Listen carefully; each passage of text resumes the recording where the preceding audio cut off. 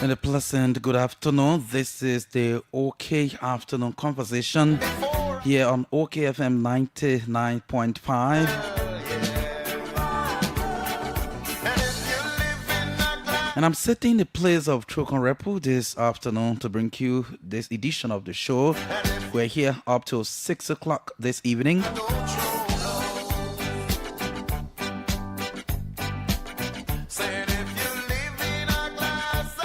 And obviously, if you're living in glass house, don't throw stones.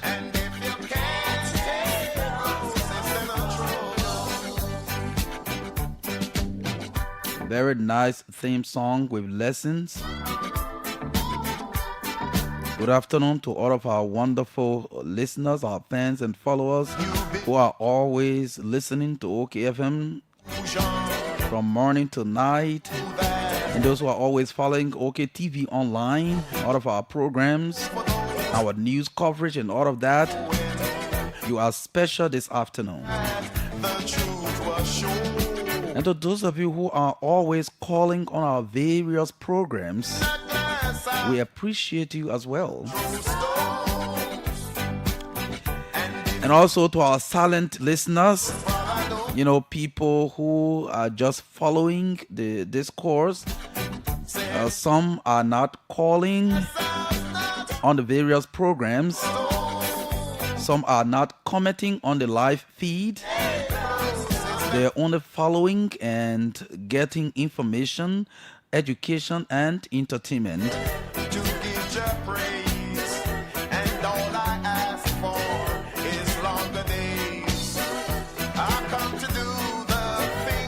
So wherever you find yourself, this is the OK Conversation here on OKFM 99.5, the radio service of the OK Communications Incorporated.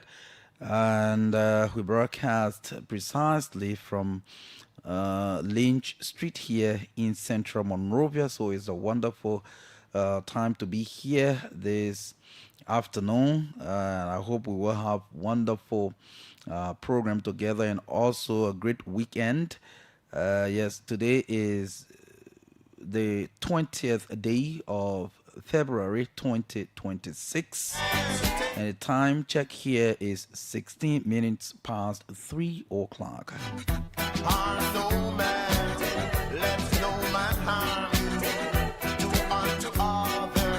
So coming up shortly, we will bring you the commercials here as usual. I'm not sure if we have the fact check report today. We'll bring you news from the region, regional development. We'll also go online to recognize those of you who are following OK TV, following the OK Conversation online. And we'll talk about other, national issues. Today I saw on OK TV Live that the Ministry of Defense or the Armed Forces of Liberia is taking possession of the Ramrod Barracks in 72nd, popularly known as the 72nd Military Barracks. We saw people there watching, and the army officers were telling them stay away and all of that.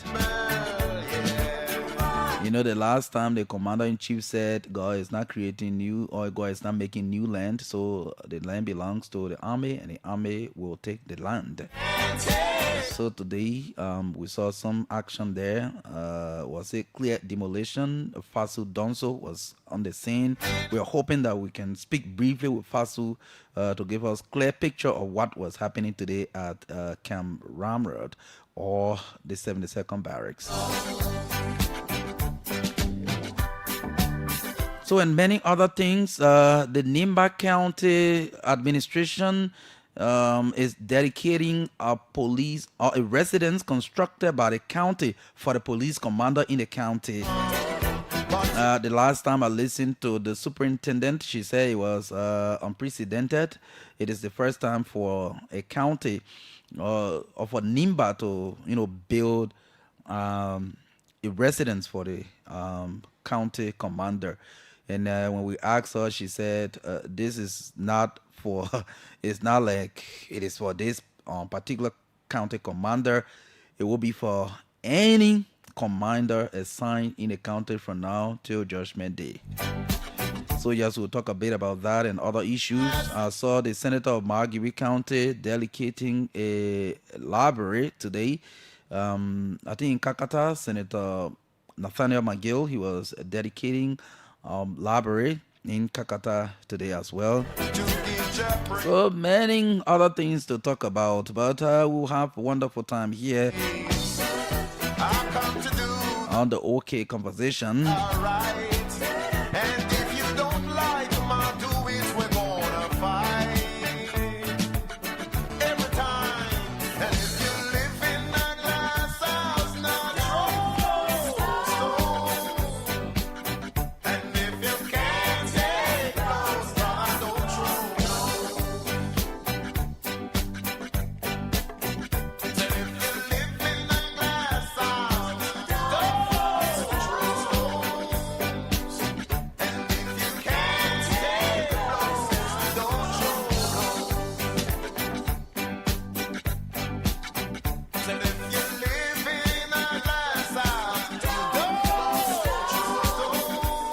So at 4 o'clock,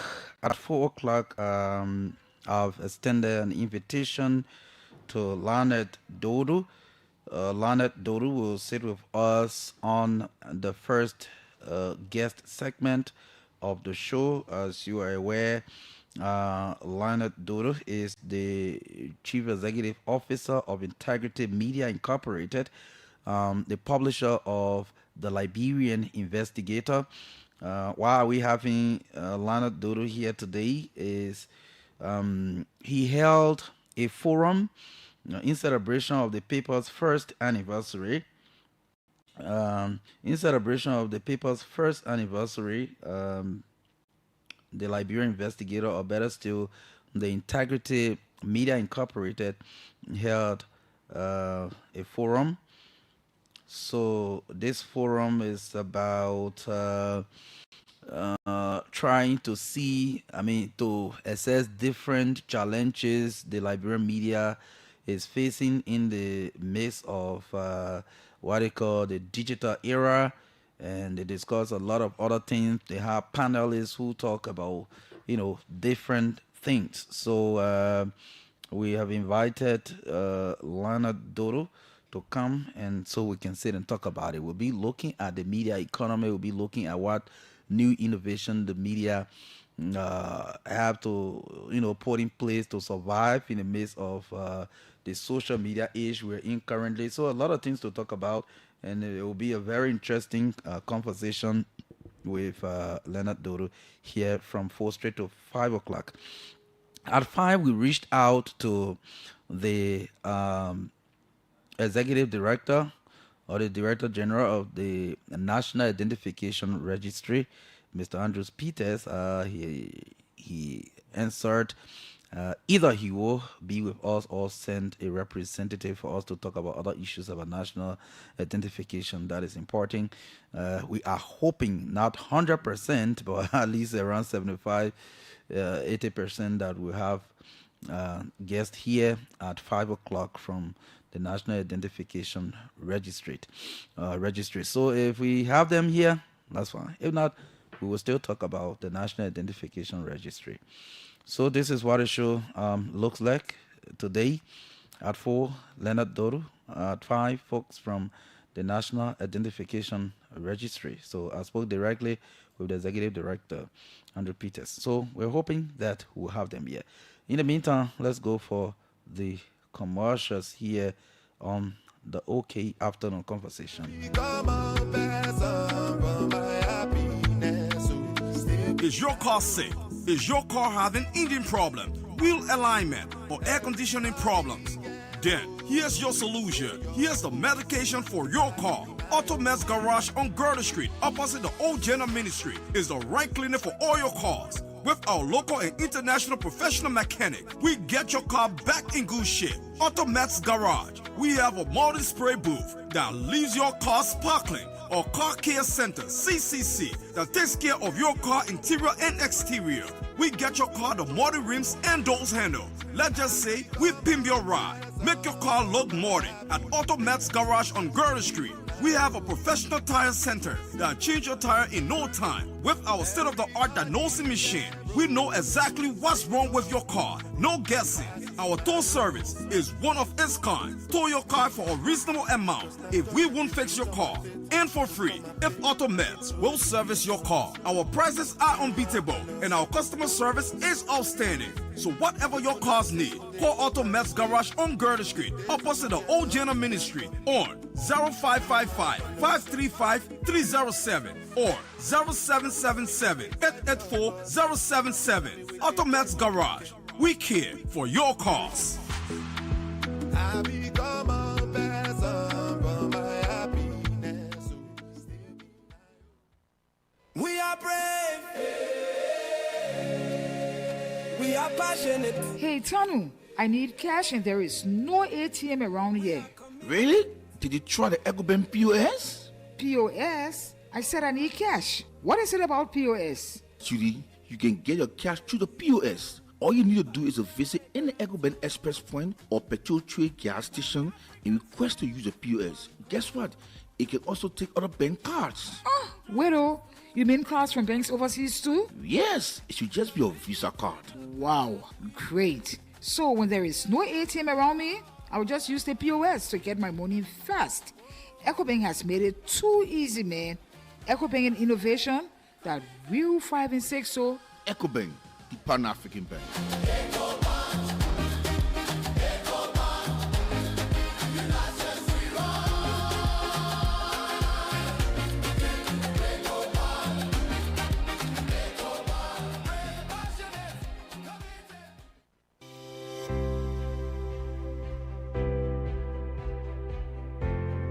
Your favorite RLJ Canada Resort and Villas is new and improved with top-notch first-class services guaranteed to make you feel pampered and special as our royal guests.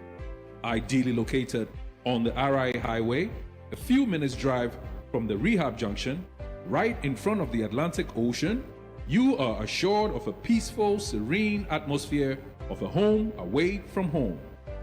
The ingredients for our Liberian meals are freshly picked from our garden to give you that forgettable taste of Liberian cuisine. Our villas are designed and equipped to ensure every night spent with us is a memorable one. We are well positioned to host conferences and seminars of all sizes, as well as outdoor events like garden weddings and parties. Book your upcoming events and leave the rest for us to handle with 100% satisfaction guarantee. You can reach us on 0770-533-415 or email us at reservations@kennejaresort.com.lr. Visit our website on www.rljkennejaresort.com.lr. RLJ Kenneja Resort and Villas, for memories worth repeating.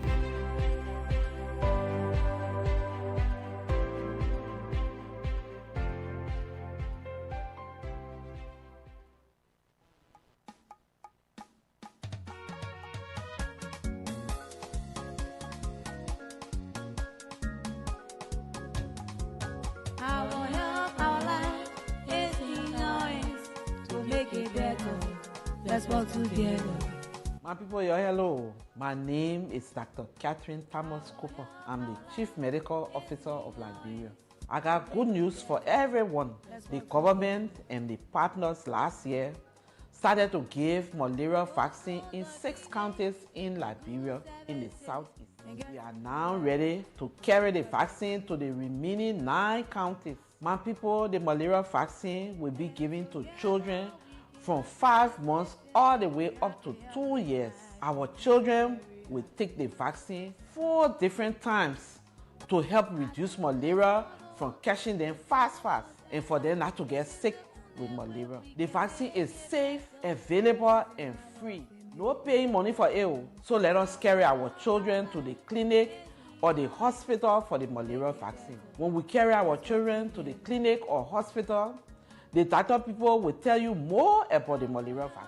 My people, even when your children taking the malaria vaccine, we must always make sure that they sleep under the mosquito net everywhere and every night. Let us also remind you that when our children are taken to the clinic, we must make sure that we carry our baby vaccine card.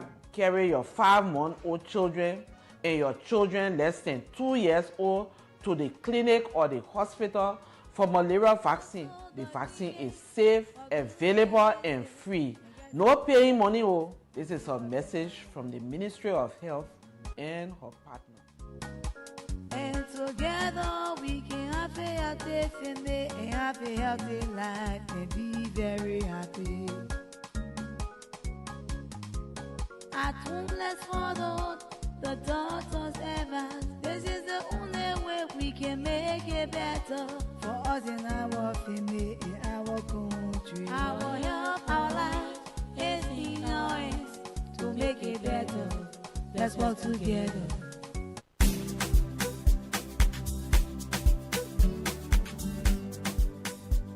Good news to all travelers in and out of Liberia. ST Transport Service has introduced new fleet of buses in Liberia to take travelers from Monrovia directly to Ghana, Abidjan, Guinea, and Sierra Leone. We also do connection for our passengers to Lomé, Cotonou, and Lagos, as well as Bamako, Dakar, and Banjul. We also travel from Monrovia to Plebo Harbour, Maryland County. For more information, you can visit our red light office opposite Zone 9 Depot 1 Police Station or call us on 0775 908830, 0886 888 538, 0777 775501, and 0555 558801. What are you waiting for? Come and enjoy our fast, reliable, and comfort service. ST is here to serve you.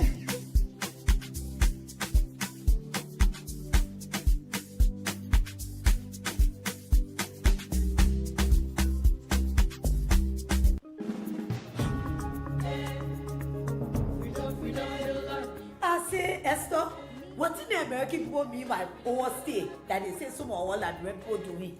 Marie, they overstay the American people talking about that for you to stay long after the time you ask her to stay in America and the time the people already not take record for, even when your visa still get long time on it. Oh, okay. So it means when I tell the American embassy that I'm going for 6 weeks, it should be 6 weeks. It shouldn't pass 6 weeks, even if I get 1 year visa, sir? Yes. Even if you get 1 year visa or 3 year visa and you going for 6 weeks, that is 6 weeks you must stay for and can't rent bago. If you won't go again, they will believe you next time. But if you tell the people say 6 weeks, then you stay for 6 months, they will not trust you next time. Oh, don't let anybody in America fool you. Oh. Even if the immigration in the very America tell you say you must stay for 6 months, don't do it. Oh. Only stay for the time you told the embassy you're going for, so you can't spoil your friend and way to travel to America. Okay, thank you for making me understand the whole overstay thing the American people talking about. From now on, I will stay for the time I requested for. As soon as the time pass, I come in right by here because I want my country need to be on any overstay list. When they will restrict my country and they traveling to America, half for my family and friends. Don't stay beyond the time you requested from the U.S. Embassy. Return home after your requested length of stay. Get clean record. More travel chances. A message from the Special Presidential Task Force. Well, a message there from the Special Presidential Task Force. This is the OK Afternoon Conversation with Marka Davis. Right here on OKFM 99.5. Let's check what do we have from the region. So yes, let's see.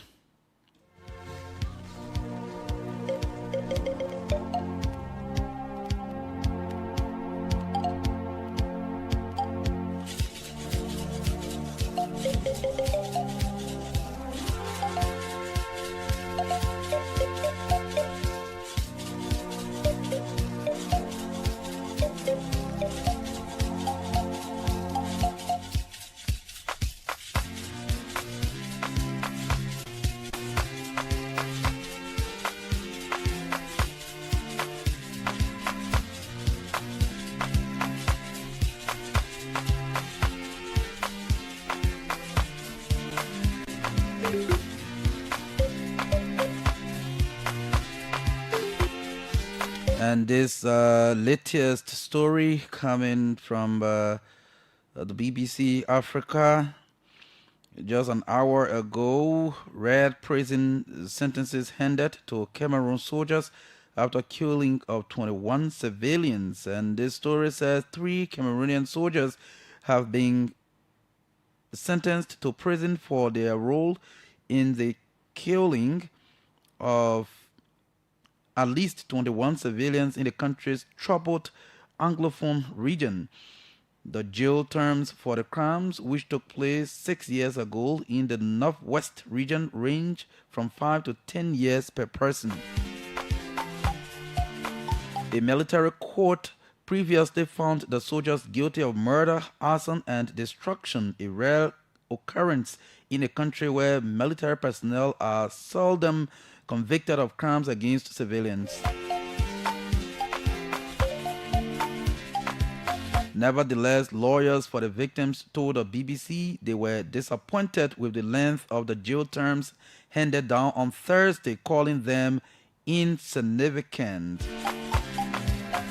The conviction centered on the events of 14 February 2020 when soldiers supported by a local militia of ethnic Fulanis raided the village of Ngabo and killed civilians.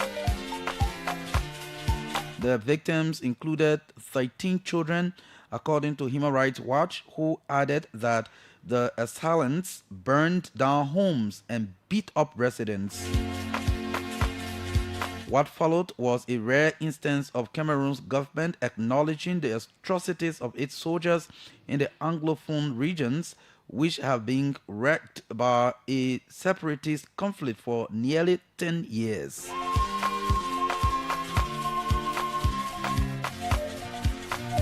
The authorities initially denied responsibility for the attack on Ngabo, but later backpedaled following international pressure and the findings of an investigation ordered by the country's President Paul Biya.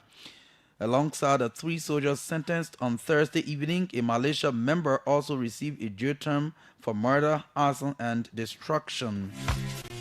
One of the victims' lawyers, Sofa McKim, told the BBC the sentence was so mild, I even qualify it as friendly because we are talking about a massacre.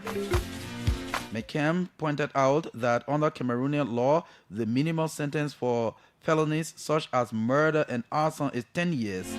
I expected at least 30 years imprisonment or more because the soldiers instilled much fear on the inhabitants of that area, he said. The soldiers' lawyers argued that their clients were merely doing their job.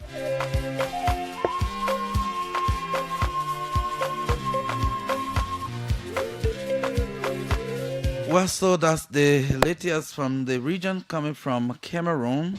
Cameroon is in Central Africa, and sometime, you you think they are in West Africa, however they're in Central Africa. So yes, they are our neighbors to say, and so and that's the story there. The story there, like we've always said, there will be, or there should, or there must be accountability for people's actions.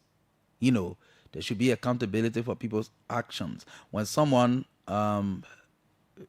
commits a crime or it is alleged or accused of committing a crime, there should always be accountability measures or mechanisms in place to ensure that people account for their actions.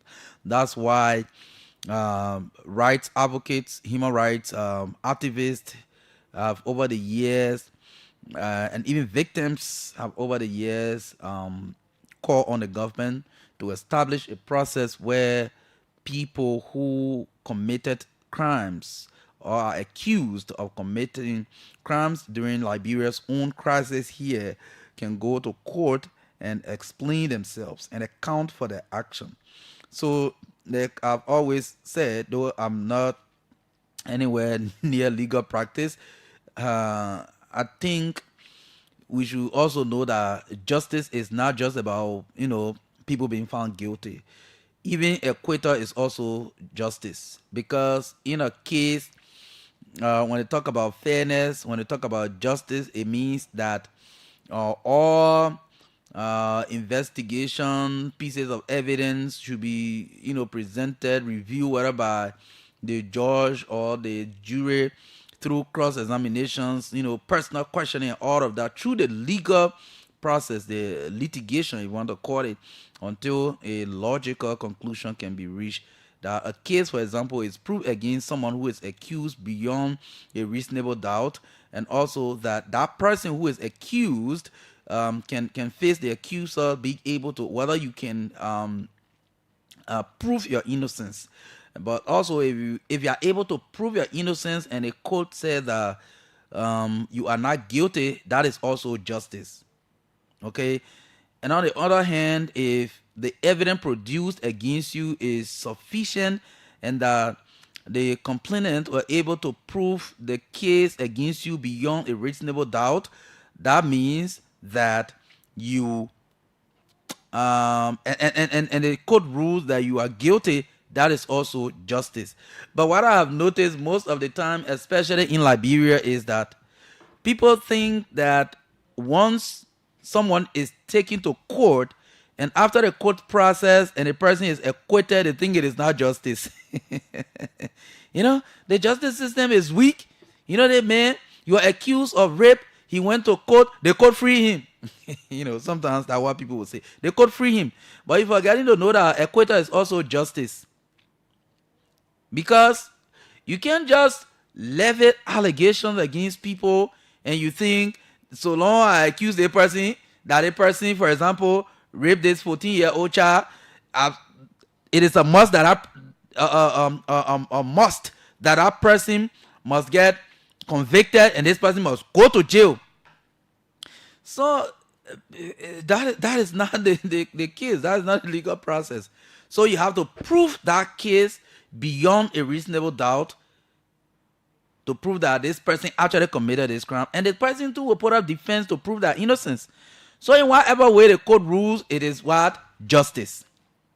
So that's why sometimes when they talk about the establishment of in fact, when they want economic crimes court that is in process for establishment, when it comes into force, people think that, the only thing that will become justice is that some of the people who are listed as people who committed crimes during the war, when they go to court, they must be convicted and sentenced or face whatever punishment. That's the only way they will call it justice.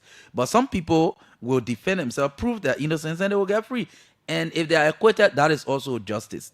So that's what it is for Cameroon. The 3 soldiers went to court. Imagine that thing happened since 2020. So that almost 6 years now. And the court, some legal processes are slow.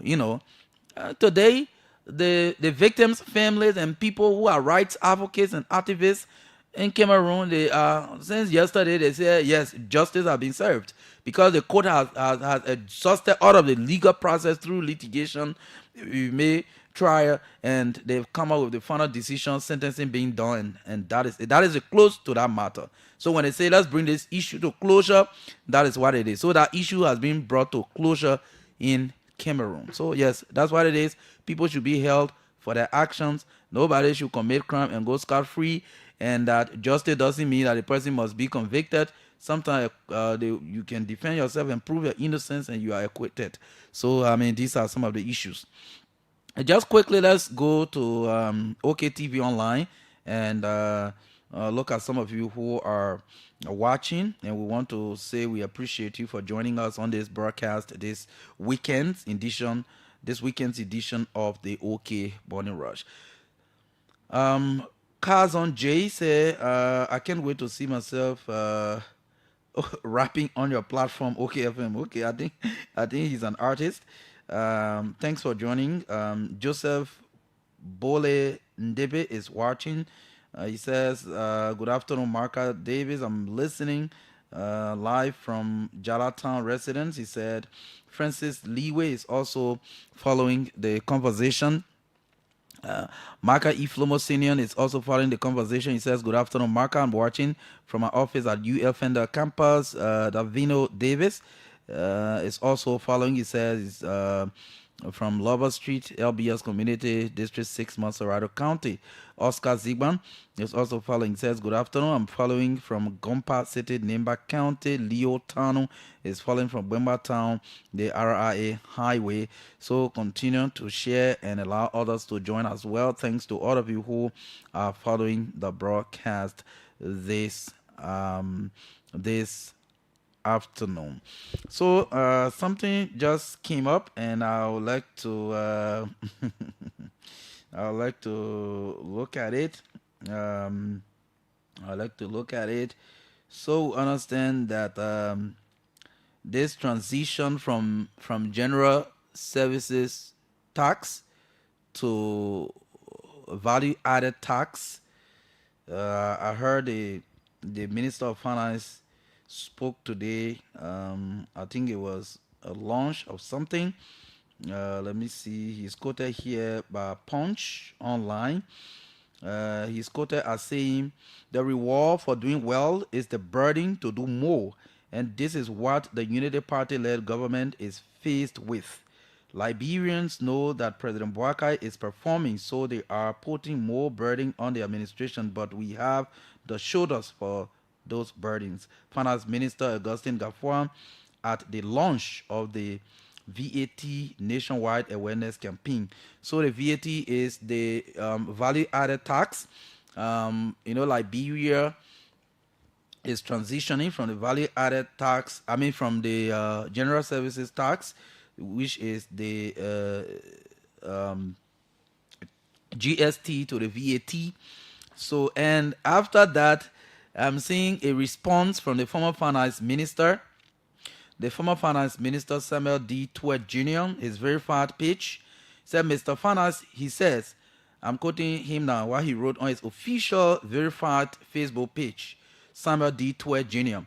He said, Mr. Finance Minister, as we transition to the value added tax, that's the VAT, give credit to President Weah. I'm reading what he wrote directly.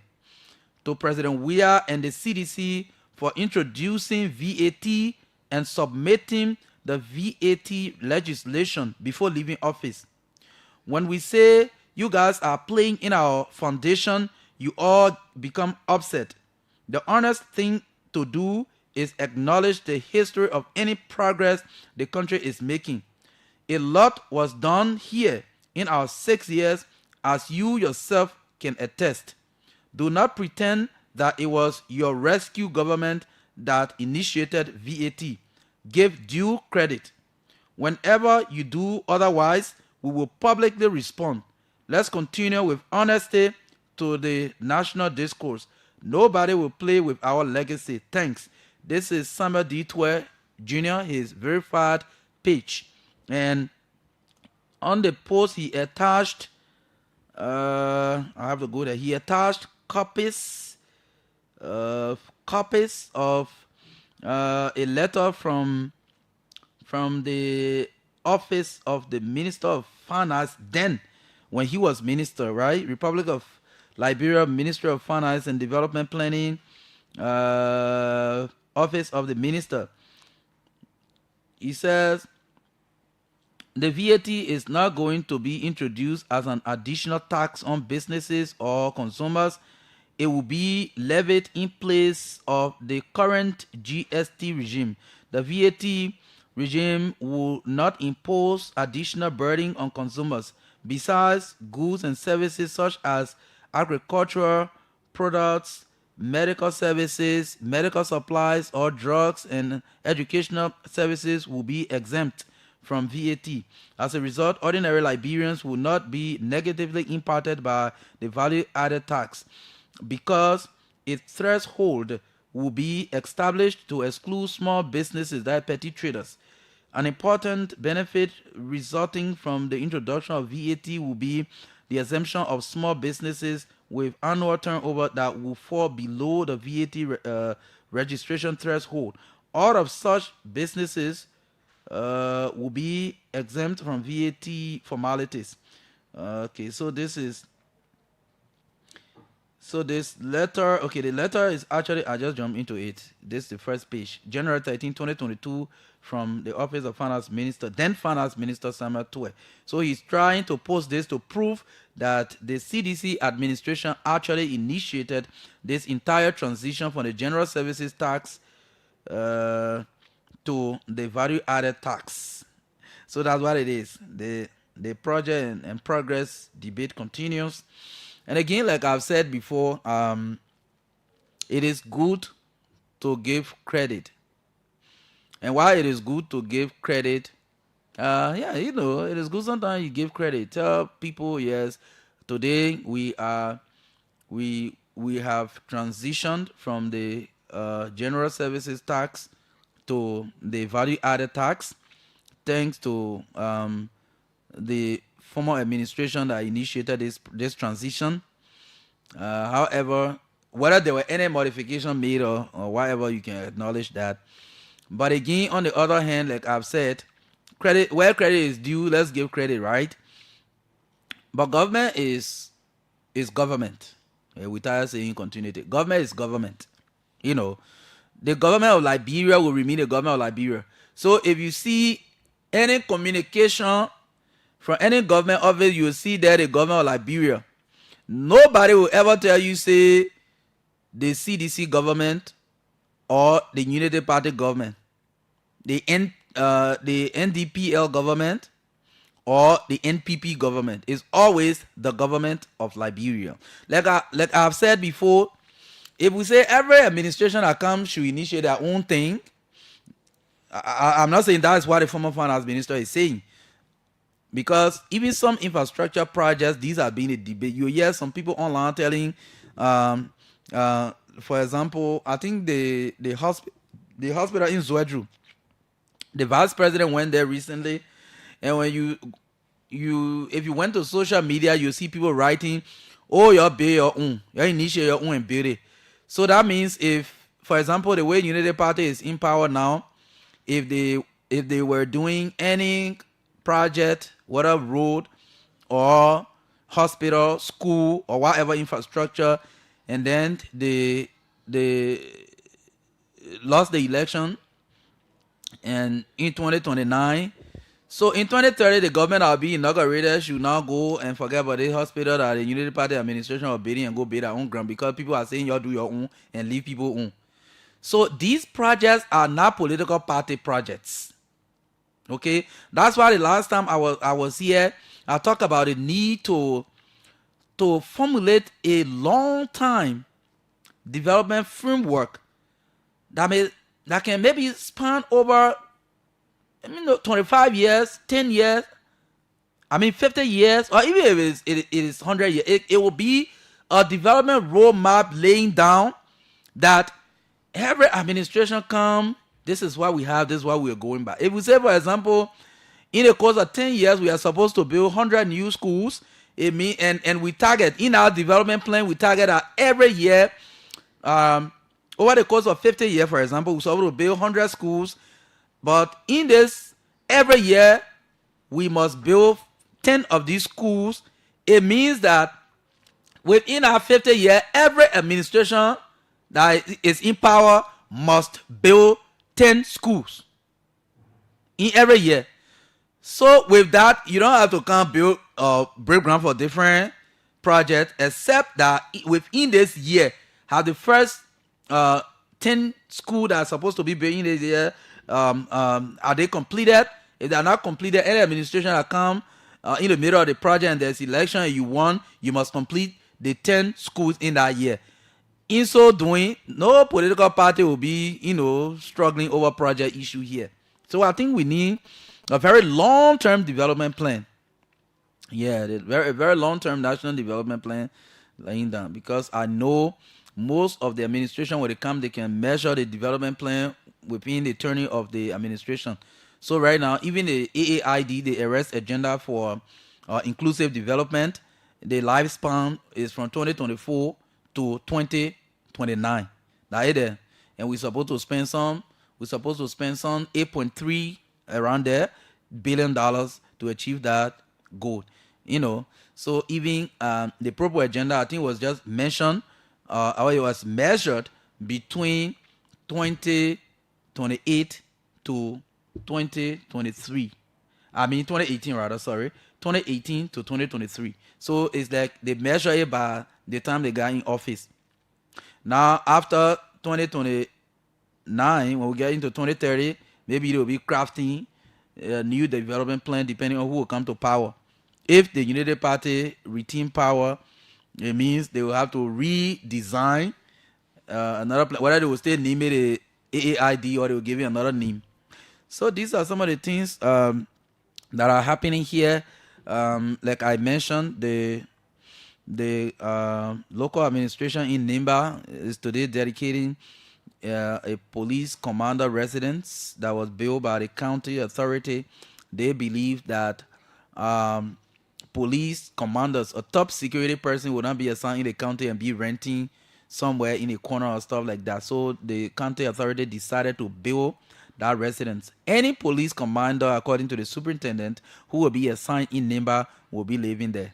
Will be living in that particular, house. So it is a long-term investment, and I think it is good for the security sector. I saw the police inspector general Gregory Coleman today in Nimba, going there for our dedicatory ceremony.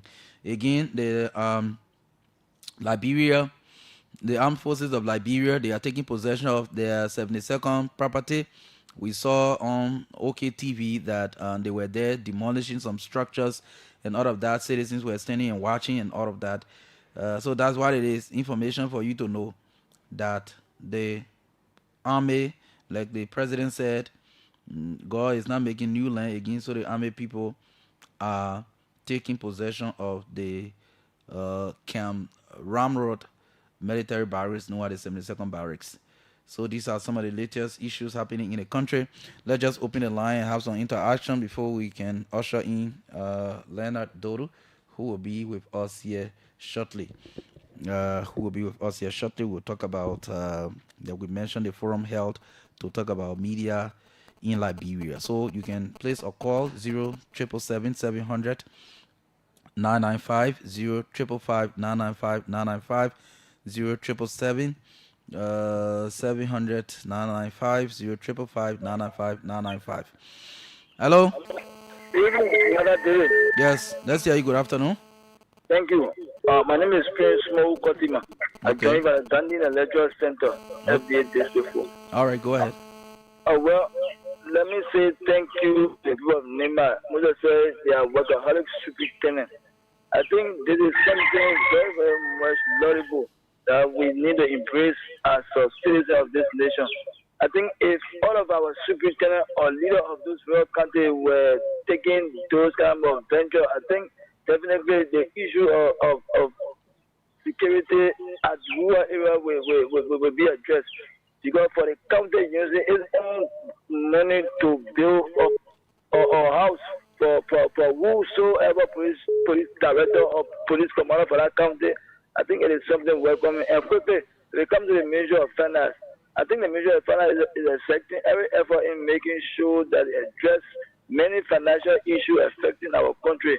But people from the other side, we want to say that they haven't been recognized. Is it a bad thing to acknowledge people's efforts?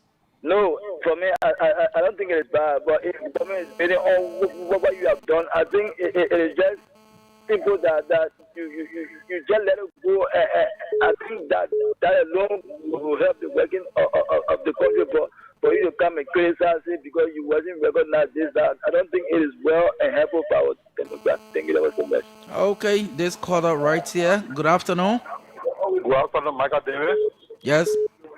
Yes, Oscar Ziwenko from Gompasser in Nimba County. Oh, okay, yes. Oscar, thanks for always following, man. Yeah, Marka Davis, as you appreciate it, is the soldier of Nimba County. But I differ with us because the money in which he's using the development money in Nimba is that powerful. The money given by Medasi and the development council money that in Nimba, she's single-handedly using it without consulting any official of government in Nimba like the regulation there. No, by the structure that I understand, it is not possible that the superintendent will unilaterally use the county money. by the structure that I know, because every project, Oscar, every project. Let me just say what I know before you end your statement. Every project is discussed and resoluted by the county council and endorsed or approved by the county legislative caucus before these projects kick off. So are you saying that these structures are not working? Michael Dere, we live in Nima and we are developing in Nima, we city in Nima. Okay. There is a lot of development that is going under the supervision of the superintendent. But the money that you use it, you use it single-handedly because you should deal with the top. So for that reason, all the councils that you saw off, they are not in the nose of the use of the money. Then the second thing has to do with no, I will not agree with you that the county council is not aware of these projects. Okay, you can kind of do your background investigation. If I lie, then you make up apartment. Okay. Then the second thing has to do with our government. You know, Michael David, government is continuing. But we are seeing all the time when any government can succeed the fellow government, they don't appreciate the effort that you made from the beginning. Yeah, I can remember even in 2018, folks from the CDC administration used to say the United Party damaged the country. Yeah, that's what I'm saying now. So in so doing, the government is, Liberia will not continue this way. I think when the past government do X, Y, Z and Kindle and end it, at least try to appreciate them. And even when you have a program, invite them, let them be part of the program, so we know that unity can come into the country. Okay. But when any government take over the hatred of the other past leader for the present leader, it can be too much. When we continue, the country will not be big and the country will not be in peace. All Thank right. you. Thank you so much. Let's go to the Lone Star line. We don't want to be doing injustice to them. Let's go to this line. Hello? I'm coming. Hello? Hello. Good evening, I'm Marka. I call for this return. Okay, go ahead. Yeah, Marco, thank you for your topic on the discussion. For you, the problem I got is that I don't know why Samuel told them want to make it to Rolex. And everything that is happening now, they started it all. And you started this thing, you won't end it. Anything you start, you won't end it. Thank you for it. I'm a Liberian. It can't happen in the country. Until you end it, thank you for what you are doing. For everything the government is doing, they what they want to started it. They do over here, they what they want. They do what they want. They what they want. In fact, the bad people mechanic, they what they want to abolish for. I mean, government continue with it. Anything that happening in the country, happening in space, they happening in any other country, they happening right in Liberia. We should be so happy that this thing happening in our country. That never happened before. They are happening now. When good thing happen, we all should say yeah. What they want happen, that we started it. They want to show one. What you want to tell me? They want appreciation now. They want acknowledgement. They want acknowledgement. They want appreciation. No, man, don't do that. Why you didn't finish? So everything they started, if I started Liberia, if I started the government independent. You made your point. Thank you. I think you're trying to be. Why happening now? Yeah, I think you're trying to be sarcastic now. Stop it. Hello. Yes, thank you. Welcome. Yeah, my name is Joel. I'm calling from Ken Johnson Road. Okay. You know, listen to people talking about Samuel or whoever. No, in the past, government appreciated the ending government, proving to the father the former president named Madam Eddie Johnson studied today the ministerial complex, Eddie Johnson ministerial complex. Take the president into power. What acknowledgement have been done for the past regime? So when people will be talking about appreciating, when people started work, and you can't acknowledge the people. And Marka, that is the reality. Mm-hmm. You cannot come and you see other people. You can't go to it in wrong. You can stay room in half a year or the thing they keep passing around with it. That project are already started. You know to start work.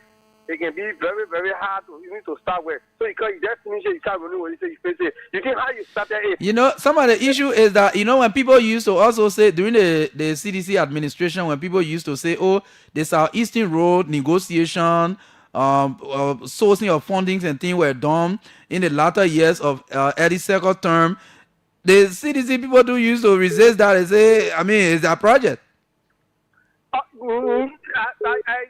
I think the former president was acknowledging the past regime. Even when the former president came into power with the Germany freeway today, when he made it happen, was already completed with the panel how you completed it in another the former president. Okay. And today, so many places you go to, you notice that you always see Madam Eddie joining me is only. Now the president king, you want to behave like injecting. Yeah, but the people ain't finished major project yet. Maybe when they complete one major project, they'll go GMW Avenue or GMW Highway and stuff like that. Marka, I can challenge the government, send the government in power 2 years. There's no senatorial project that the president ever started. And then they show me one. I challenge the government. And the people come in start a Western Corridor roads. What will you say, Western Corridor? You don't know Western Corridor? No, we got the road. They show me one, Marka. Because that money you're saying you don't have information of the government in Nima. Now you have information of the government. Say you want to defend the government. Show me one. Oh. So are you not aware of? No, you said they have not started anything. So I'm trying to. They have not started any senatorial project that completed. Show me one. Oh, but you say completed or started. Which one? Then I said started and complete. That's what I said. Oh, okay. We'll check for it. You want to check for it? Tell me. Why are quick on accusing people? Yeah, labyrinth people. You're very quick on accusing people. Hello. Good afternoon, Marka. You know, say I can enjoy the accusations. Go ahead, Chief. Mr. Pleasant, good afternoon. The relation of following your broadcast. Yeah, welcome. I'm Christian. Pray for enemy by and to join the conference this afternoon from the headquarters of the Veterans Bureau. Marka, let me appreciate you for your analysis. Marka, I want to appreciate the soup of Nema country for the development. But Marka, I hold a different view. Mm-hmm. I think it's important that those development be directed to different purpose, most especially our education sector. Marka, I'm not asking the soup to carry to build schools, but I think laboratory are going to be important. Marka, I visited Nimba and I've not seen any public laboratory that students who are in schools, whether university or grade schools, can be able to follow the learning through those processes, especially laboratory research and other stuff like that. I think it was going to be important that the people, the money could be directed to that, part of the of education, then building fuel police, place that the police have its own budget, right? The job security, especially the Ministry of Justice. Okay. They are money allocated within the budget for the police operation. Like the IG have done at the headquarters here, have built a place that people, how they call it? The people who investigate the police, they have built additional area. These are some of the things that that they have done, and I think the soup should also look in the direction of education, Markers. Because those money, students within those places are suffering. Not everyone has the money to be able to buy data, to do research on the phone, but building a laboratory was going to be important for the people of the country. Mm-hmm. And I think they should look into that direction. If next budget year or whatever money they got, they should also look into that direction so that the people of Nima can benefit on that aspect.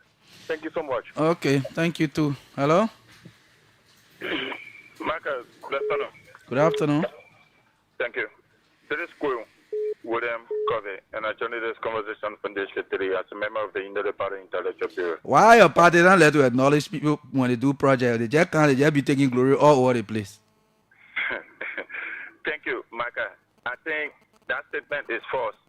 Our party and our government have acknowledged the good effort of the previous administration. Evident the permanent seat at the United Nations or Security Council.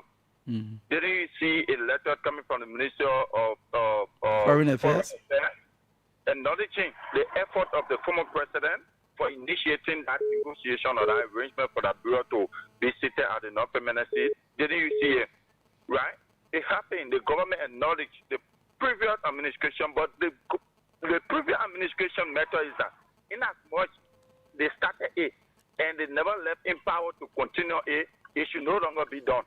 In as much as this government continues it, it means it will not even So even the question you posed to me, I think when I dropped the line, when any of them called to ask them why why your party in opposition refused to acknowledge the effort of the current government in continuation of the project that you initiated, right? So I think when I hear somebody say the past administration, let's say the former president were acknowledging effort from Manasseh Leaf, the reason that was done was they didn't see Manasseh Leaf as a political threat to them. Even at that time, Marka, you said you were in this country in opposition, right? When the CDC ready to give praises to Manasseh Leaf on project that she started, they will exclude Bracket name from there because they feel Bracket was still a political threat to them. Even at the time, as some of us in the opposition will want to attach Bracket to whatever praises they will give to Manasseh Leaf, they will exclude Bracket from it. But when it comes to the negativity, where Manasseh Leaf did, then they will take anything from there and put it on Bracket. That was what they were doing. You were here. On a stress, you were here. Even currently, I think that's what they always do, right? So I think this government have done much. And if I want to hear somebody say, that's the argument. Show me the road project that they ever signed and they completed.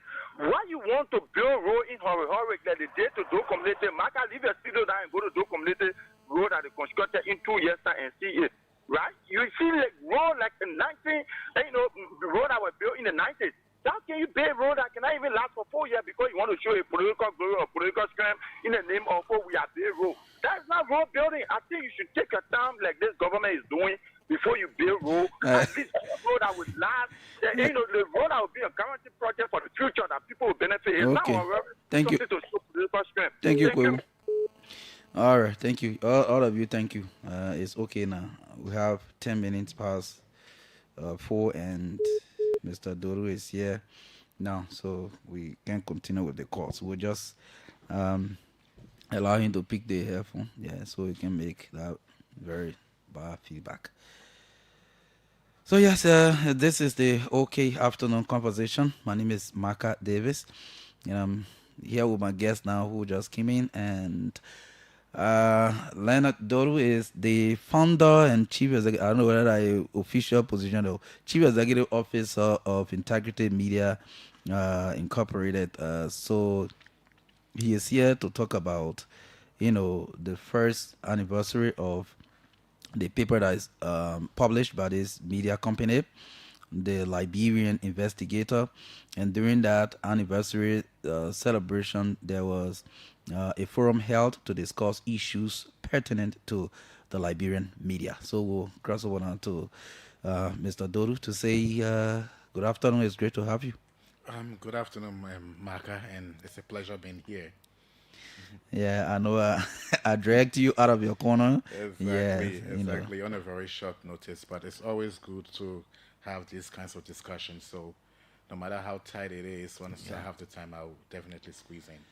Yes, but thank you for coming. How are you, the family, and business generally? Well, praise be to God, family is fine. Everybody is doing good. Okay. Business, well, that's why we're here. At a business party, eh? Yeah, absolutely. But Integrity Media, celebrated a year. I can say you almost still celebrating because that was just yesterday. And the year of the Liberian Investigator. In practical terms, what has this year, or first year of operating this paper, taught you about, surviving in Liberia's media industry? So actually, Integrity Media, the publishers of the Liberian Investigator newspaper, was actually established more than a year ago. Okay. It was established in June 2024. Okay. We operated the Liberian Investigator as an online platform. We had a website and social media pages from June all the way to. We started operating from June. We didn't have the physical paper. Mm-hmm. The physical paper actually started in January 2025. What we were celebrating was actually the anniversary of the physical paper, okay, which turned one on January 6th, actually, 2026. Okay. But we thought to do our celebration in a different way. Okay. So we didn't have any celebration or any formal program until yesterday.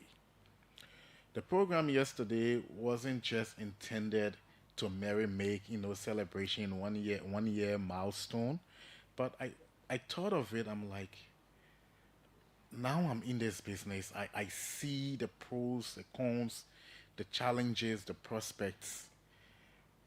Are we going to celebrate that yes, we've reached 1 year? Or should we be thinking about what can we do to enable us to go, for 5, 10, 15, 20 years, maybe forever? And if that is to happen, it means that we need to start creating the environment for that to happen. Marka, you and I have been in the media for years and we continue to see the decline. It's difficult keeping these lights on in here. Maybe management may not tell you. But me as a media owner now, I know what I go through. Keeping the lights on in my offices, every day. Paying printing press to print. Sometimes you spending good amount of money to print the paper, to produce the paper. But trust me, you're not even getting up to 10% of what you are spending.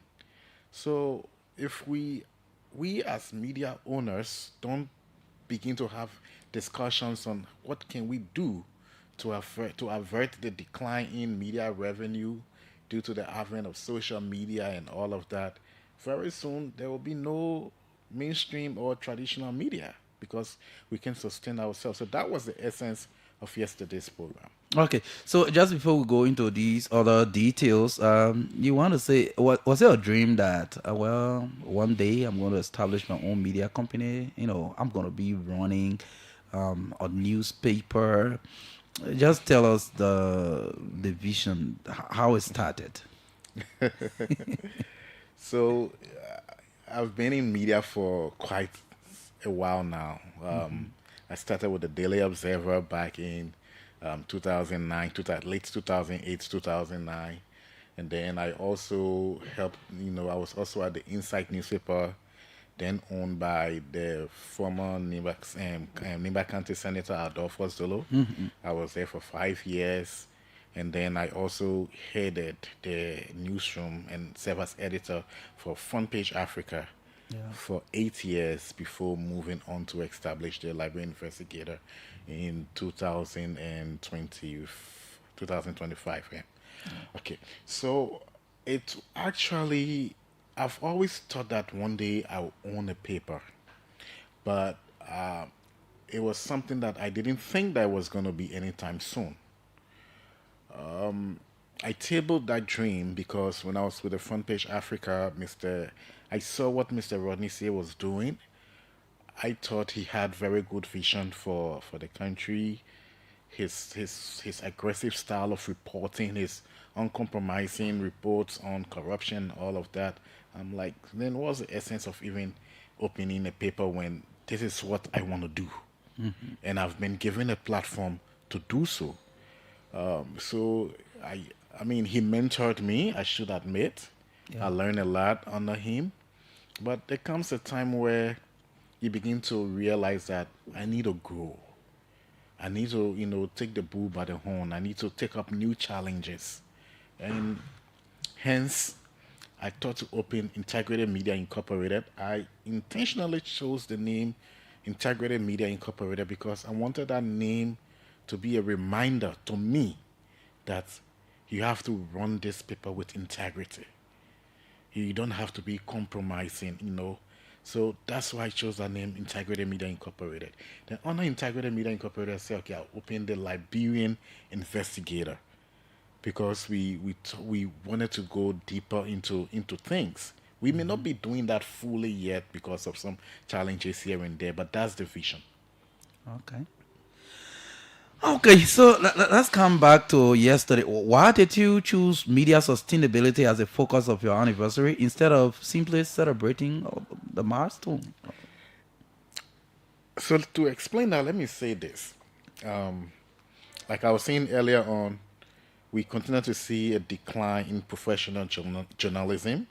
We continue to see a decline in media revenues. newspapers, media institutions as a whole are now barely earning enough to even pay staff. If you do a survey right now, you realize that most media institutions owe their employees, not because they actually want to owe them, but I cannot give you what I don't have. If I'm not generating enough money to run the business and pay you, I cannot pay you. And sometimes it's disheartening, not because they want to be wicked, but it's because we are operating in an environment that is kind of making it difficult for us to earn revenue.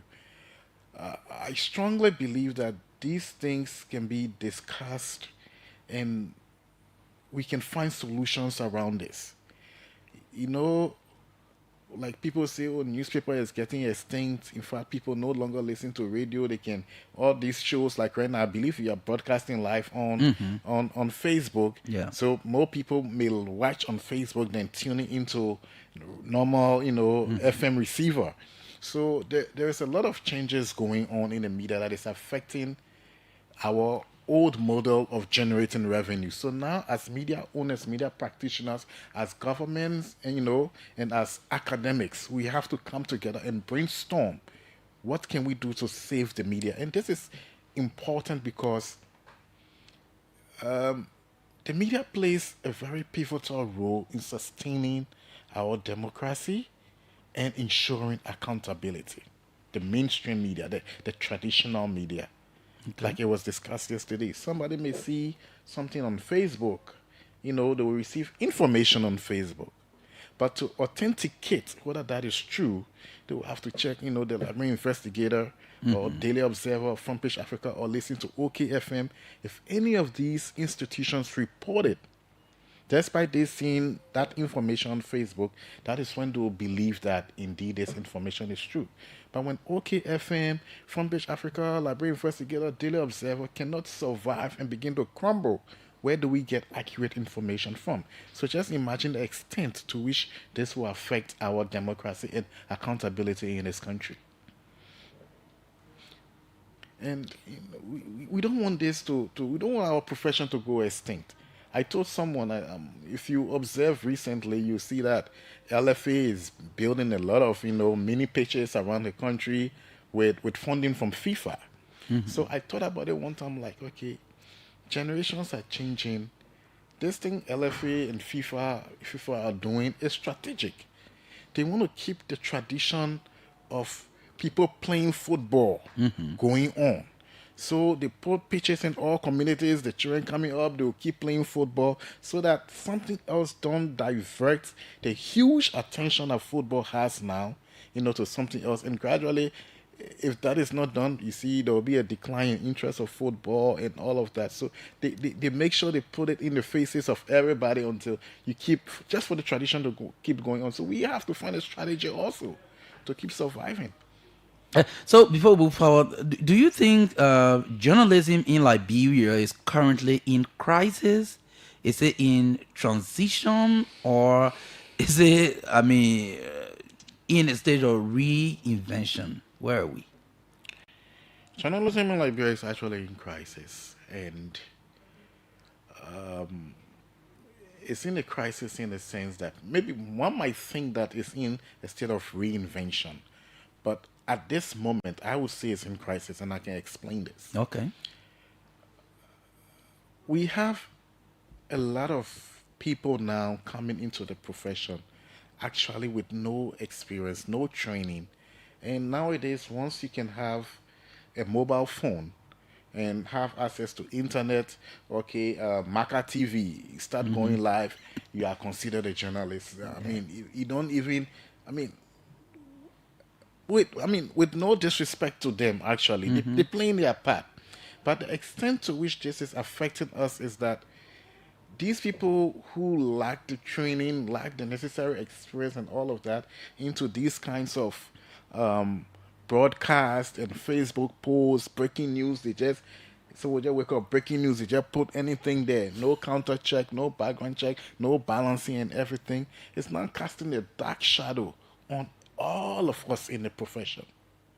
Okay. Yeah, because someone who has done nothing to actually earn that, that title of the profession journalist. Just woke up and put up something out there, inaccurate, defaming, or whatsoever, and then he says he's a journalist, and now all journalists are bad. And this is affecting us greatly. What can we do? We, as media practitioners, mainstream media practitioners, have to start to have, policy dialogue Okay. on what we can do to save the profession, what we can do to ensure credibility is sustained in the profession, what we can do to ensure that we are able to raise, sufficient revenue to run and operate as media entities should. If we cannot raise the necessary revenue, it's going to be difficult for us to even do, training of staff. We have to train our reporters in different aspects of reporting.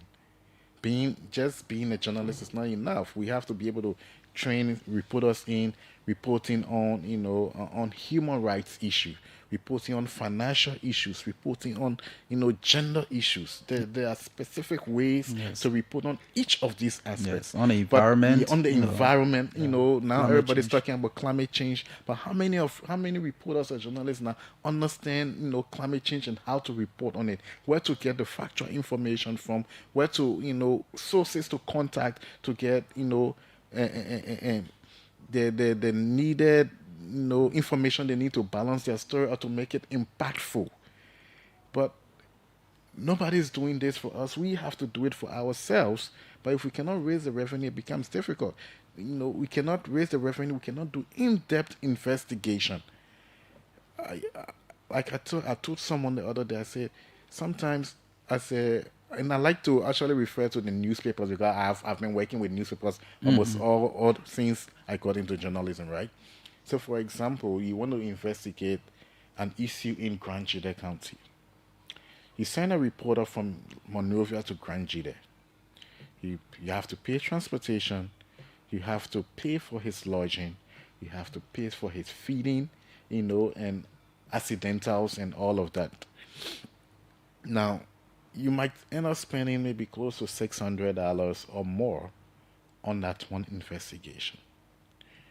That reporter comes back to town and does a very beautiful, well-balanced, very ethical story, right? Mm-hmm. You publish that story on your cover page as the lead story. Mind you, you may not even be printing up to 1,000 copies, maybe maximum 500 copies. Mm-hmm. You sell it one paper at, we the newspapers, we sell it at $30 to the vendors, and the vendors sell it at whatever they sell at 40 or 50 or whatever it is. Now, let's assume that you even sold it for $30 and you sold all 500 copies, which is mostly impossible, right? Mm-hmm. When you do the math, you realize that you might earn less than $100 or so on something that you spend $500 on. This is a sad reality that we go through. So have we come to okay, we understand maybe like you mentioned the issue of the social media and all of that, but I want to ask in your concept note about a forum. You talk about the declining traditional advertising revenues. So I want to ask who or what is primarily responsible? Is it social media platforms? Is it the businesses or weak marketing innovation? It's a combination of all. Okay. The social media platforms are playing a major role on that. Most people now believe that when they advertise on social media, you're not paying anything to put your stuff on social media. You can do your own video or your own write-up, you put on social media, and then you have, thousands of people reading or following that and even sharing into different inboxes. The next thing is that we as traditional media owners have to redefine our business model, how we generate revenue. We have to sit down and brainstorm on how can we change our business, model rather than just selling newspapers and waiting for someone to walk into our offices with advertisements. What else can we do to generate revenue to sustain our institutions? Um, but I believe that these discussions should also be of national interest. The government should take key interest in joining these discussions and helping to formulate policies, listening to our suggestions on how we can sustain ourselves. One thing that we've been crying on for some time now is the executive mentioned, advertising on its website. I mean, this is the website of the Liberian presidency. Why should it be doing, doing advertisements for job vacancies for NGOs and private businesses and all of that when these people should be advertising in newspapers?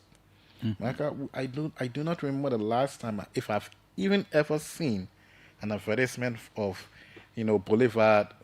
Palace. Boulevard Palace in any newspaper.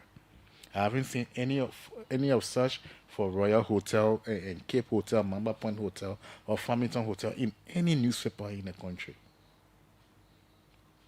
When I have traveled, I've been fortunate to travel in different countries in Africa, in the States, in Europe, and you see, no matter how well known and renowned these hotels may be, they still do advertise.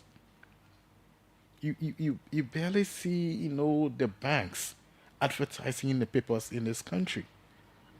But you go to other countries, some of these very banks, for example, the UBA, the Echo Bank, the GT Bank, they operate in other West African countries and they advertise in the papers there. So why it can't happen here? What's actually stopping it from happening here? And these are discussions that we need to have around the table. So I saw during the forum, you brought on board as panelists, people from the government setting, people from you brought media practitioners, you brought even people from the business industry and cross section of different sectors. You brought them on board. What suggestions were they bringing out? What was the core discussion, especially when it comes to media sustainability? So the guest speaker in his speech called for, reinventing the media and our business model. We should reinvent ourselves, take advantage of social media, redefine how we do business, and that is quite important for us to do. Yesterday's forum, I believe, will now set the stage for us to begin to, have series of dialogues, in-house with policymakers and all of that on some of these things. The panelists, raise some issues that has to do with we improve, trying our best to reduce ethical transgressions in the media, improving credibility, ensuring that even if we err, we should be bold enough, courageous enough to acknowledge that, okay, we erred in this report and this is the correct information. I mean, obviously, everybody do err. I mean, even doctors do err. Surgeons do make mistakes. So we journalists, we are not infallible to making mistakes in our reportage. So these are some of the suggestions that we're bringing up. And we have to face the reality that new media or social media is taking over. And we have to see how best we can incorporate it into our regular, traditional media. We have to infuse new media into the traditional media if we want to stay afloat. How are we going to do that? Those are discussions that we need to be having. So you mentioned something very important. You talked about how banks, big companies, do advertise. I don't know whether it is mandatory through policies in those countries. What could be your recommendation for Liberia if there should be anything like maybe formulating a policy that says, for example, these big businesses in the country will be compelled to do business with the media. Now we have big concessions too in the country. We have the B Mountain, we have the Asla Meter, we have these different big concessions. If you have, now you have the platform to say what what do you think we can do to at least see what is happening in other countries happening here? I wouldn't say that maybe in those countries they are compelled to advertise. I don't know what the regulations and policies are over there, but I see them advertising a lot. Here, perhaps we can, we can have a legislation or a policy, that okay, you're not only going to advertise, job vacancies when you have them, but in a way to strengthen our media institutions in the country. And remember, I said that this should be a national discussion, and nationally we have to find solution to it, or else, Marka, if all traditional media, the professional media institutions that we know, begin to crumble, what will happen to our democracy will really be bad for all of us. So nationally, we need to start thinking what we can do to sustain media institutions. I mean, if concession companies and other big companies can be having tax breaks and all of that, maybe some of those can be extended to media institutions. Perhaps we can have a policy that will maybe to some extent compel businesses that, at least within a quarter, advertise your services in at least 10 newspapers every quarter. That could be a policy that could help with the intent of helping to save the traditional media in Liberia. Okay, so let's talk about editorial independence versus survival. Many media institutions, may compromise editorial standards to survive. How do you protect independence while chasing revenue? There's something called ownership and control, and nobody should tell a journalist what to write or what not to write. That is at your discretion. However, if you choose to write as a journalist, make sure you are being independent, make sure you are being truthful, make sure you are being factual. You don't have to bend it, you don't have to be a propagandist. And that is what sometimes we see. If you decide to write, just write the truth. Be independent. If you choose not to write, you don't owe anybody explanation for why you didn't write on Mr. X or Mr. Y or Mr. Z, or why you didn't write on this situation or that situation. But if you choose to write on that situation, be truthful. And that is how people judge your independence. Okay, that sounds good. But personally, have you turned down funding or advertisements to protect credibility? Have you ever done that in your years of practice? In my years of practice, whether I've turned down funding to... When you say funding, what do you mean? Well, maybe... Okay. Because now I'm a media owner, so let me understand. Yeah. So the point I'm making is maybe, for example, somebody that even if it is for advertisement, but they will give you this ad maybe as an institution, but we will not want any critical reports from our institution, all of that, like trying to compromise the work you do. Media is a business, and I haven't actually taken advertisement in exchange for my silence on issues. Okay. And I don't see myself doing that.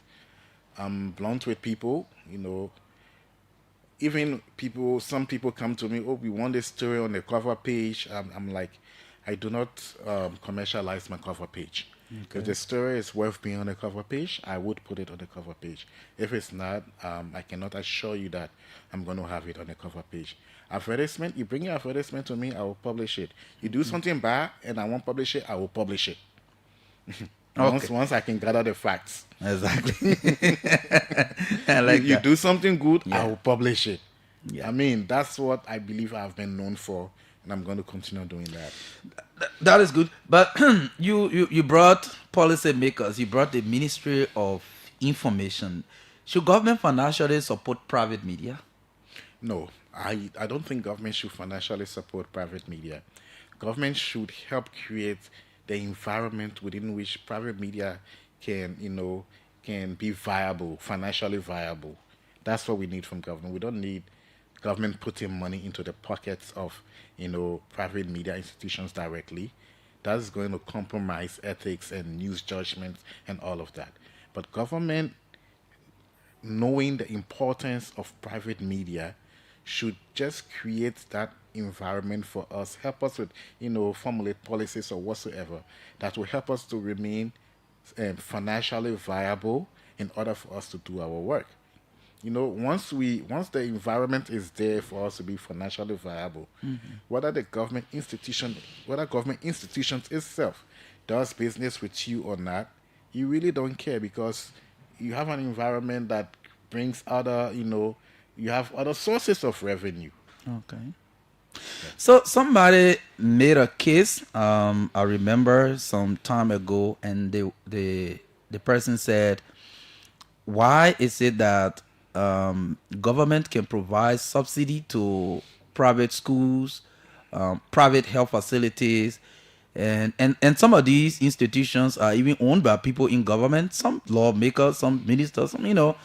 So why is it that government too cannot provide subsidy to private media institutions? Why you think government shouldn't?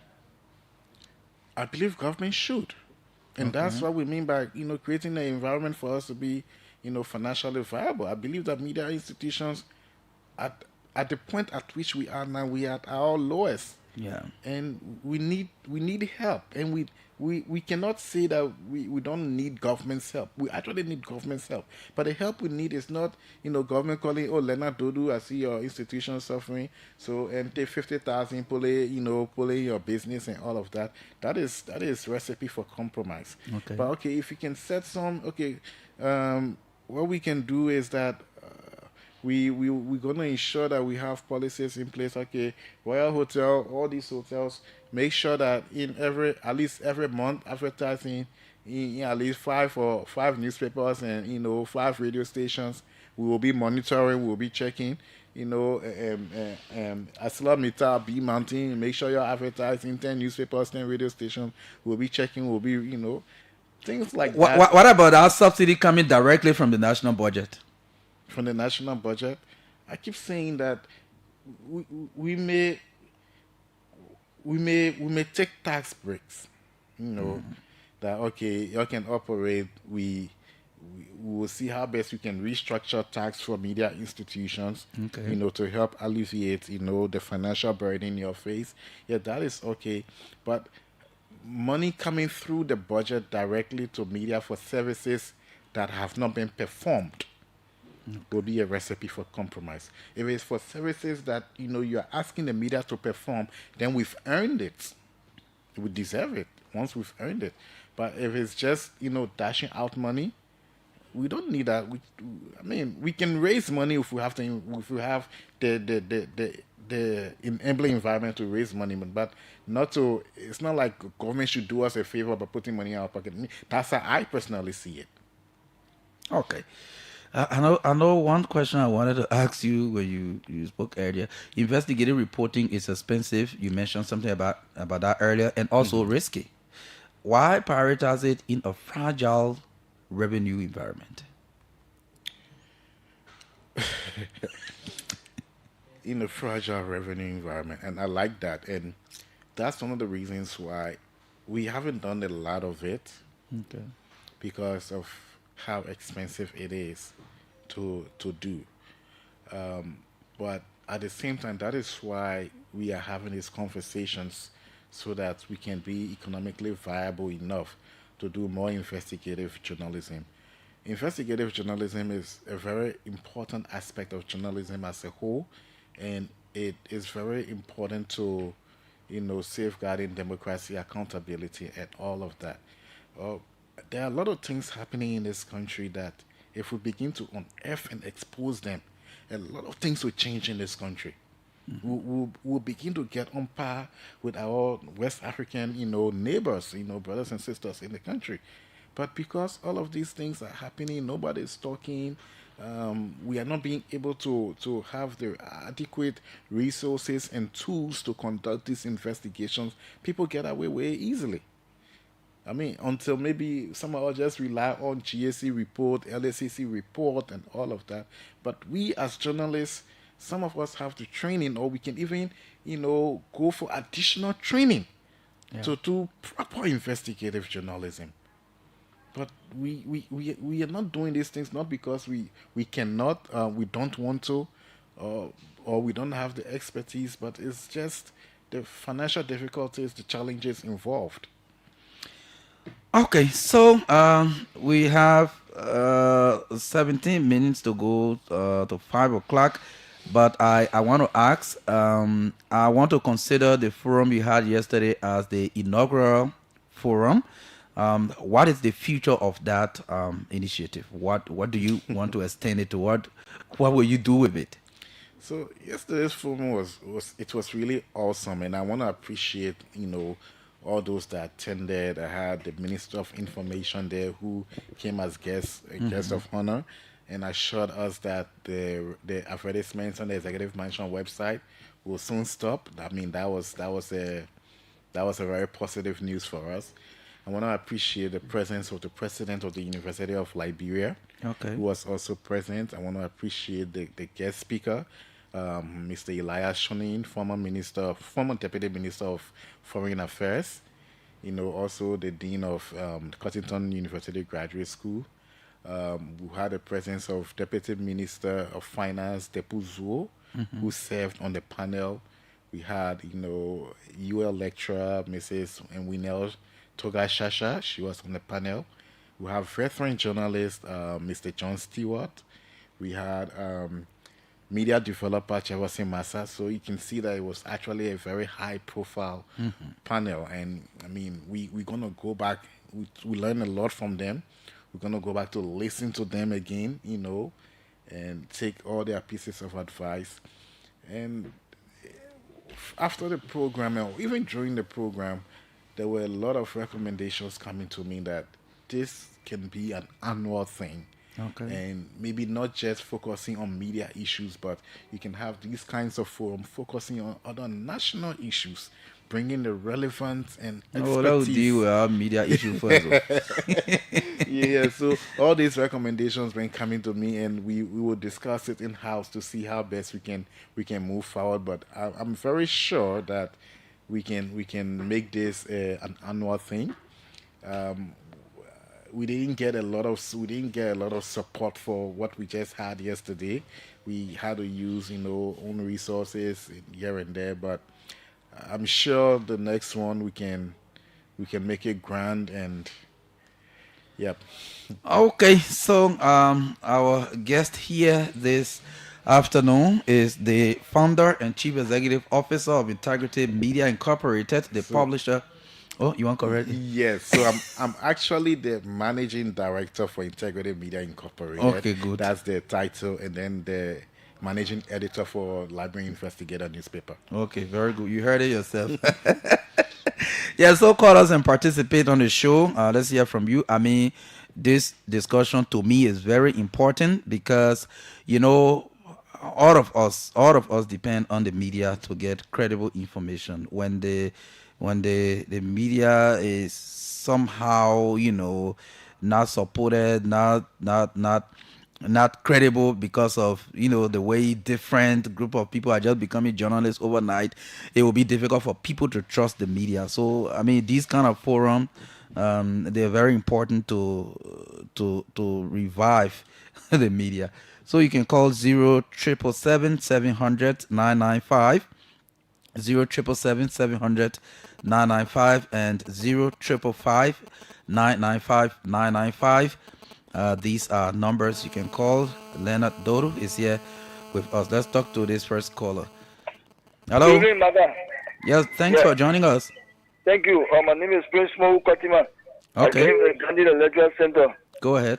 Well, let me say good evening to Mr. Dodo. I think he's one media practitioner who has done so much exceptional when it comes to the issue of journalism. Well, the media is struggling in Liberia. We understand. But media today, there are people who claim themselves to be journalists, but we cannot join the list. They lack the ABC method of journalism. They use the media to blackmail people and to speed out a whole lot of insults against permanent people in society. So I think these are things that need to stop. The media is one institution that is helping the government and helping the society. But the media is the fourth estate. Without the media, there will be no form of information dissemination that people will get the workings of national government or the country. So for me, let me say kudos to him once more. I start following from Front Page Africa. He is one young media owner that have done so much exceptional in this country.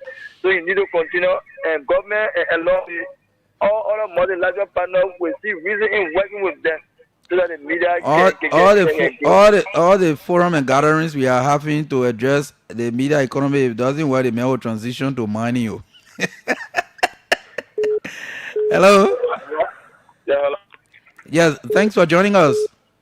Yeah, good afternoon. I think Marka Davis, and good afternoon to the investigative media guru there in studio. Okay. For the recognition, I'm Fasu Command. Now, join your conversation on the ambience of the UP Intellectual Bureau. Okay. Yeah, firstly, Lano Dudu have been one of those who are helped extensively to rebrand the media landscape in this country. Most of the reporters have been pointful, and he has helped to put stakeholders who manage our country resources feet to the fire to ensure that resources allocated to those entities that they are heading are expended expeditiously or on behalf of the state or the people. Mm-hmm. They have been doing extremely well, so I'm a kudos to him. We understand the media is struggling in Liberia. I think it's a sad time.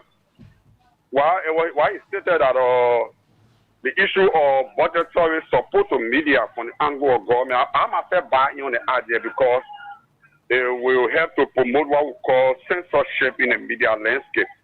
It will make the media to not be independent, which means reporters that will come from the media will mostly favor government, when sometimes maybe government is in the wrong because the government is feeding instead of the person that feed you, control your mind. Put your stomach, control your mind, so it will help to model the media landscape. My question to you is the issue of the PEA headquarters. For him to investigate the journal, who have been very unbiased over the years. Why? Because the last time they received, hello? Go ahead.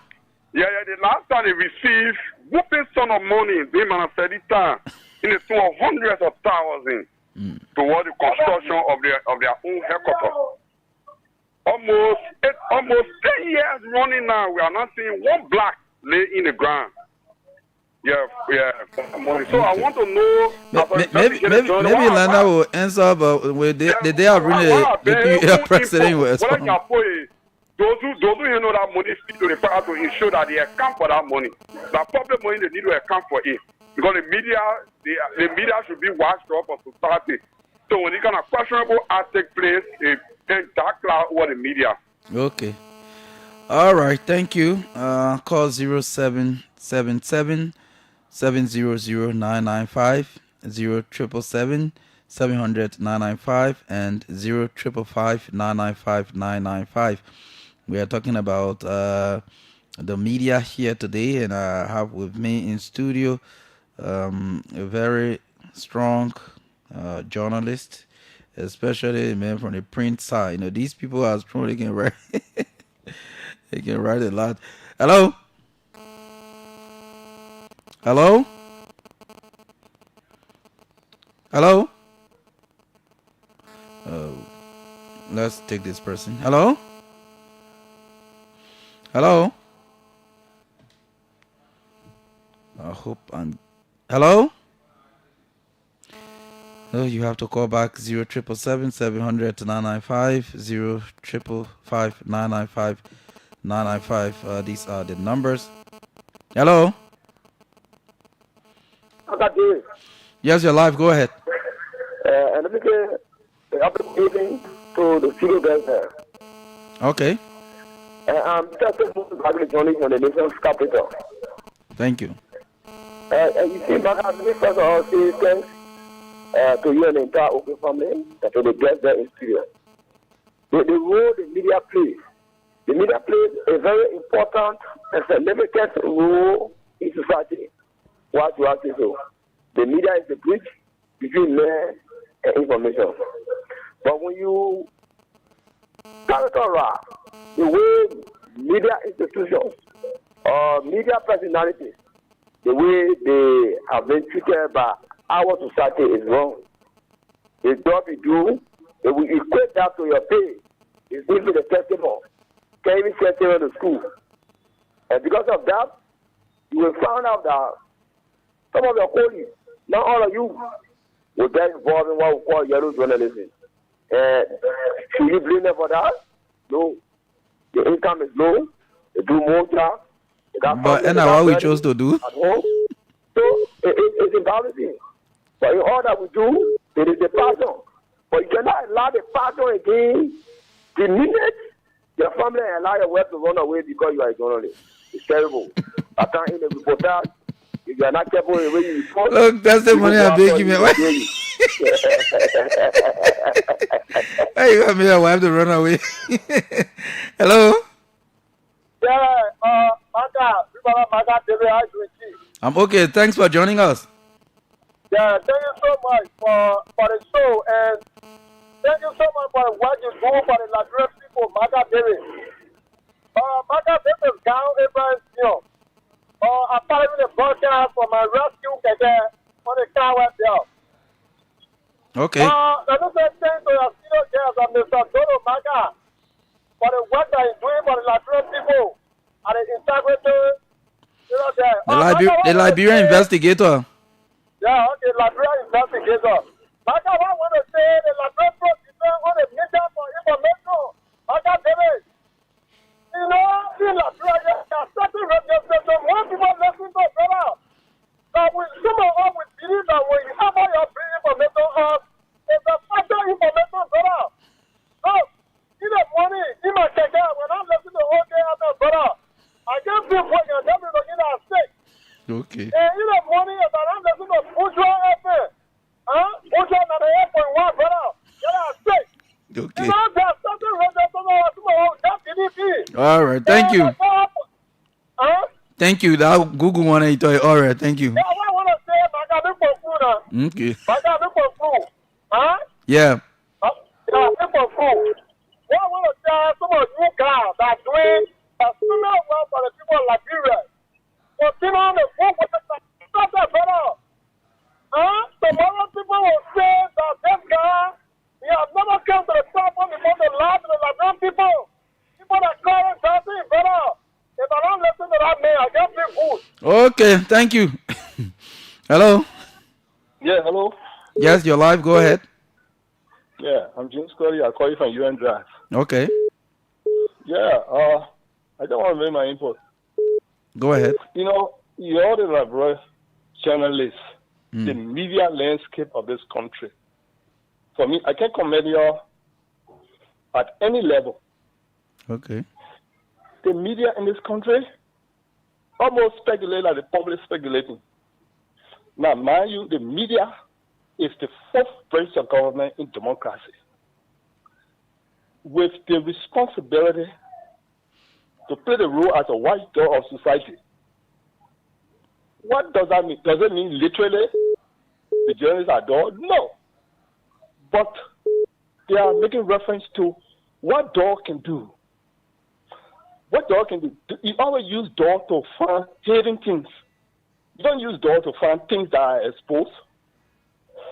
But the journalists in the country, all across the media, everything, every information must be brought to them. It must be in the open.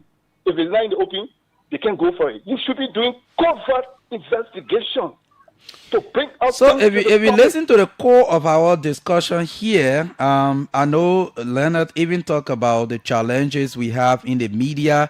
But again, what can we do differently to be able to you talking about, bringing out hidden information and all of that? Leonard just mentioned that maybe, for example, you want to do one investigative story, You need to go somewhere. You spend around 600, 500 just to do that one story. But the media economy is very, very troubling.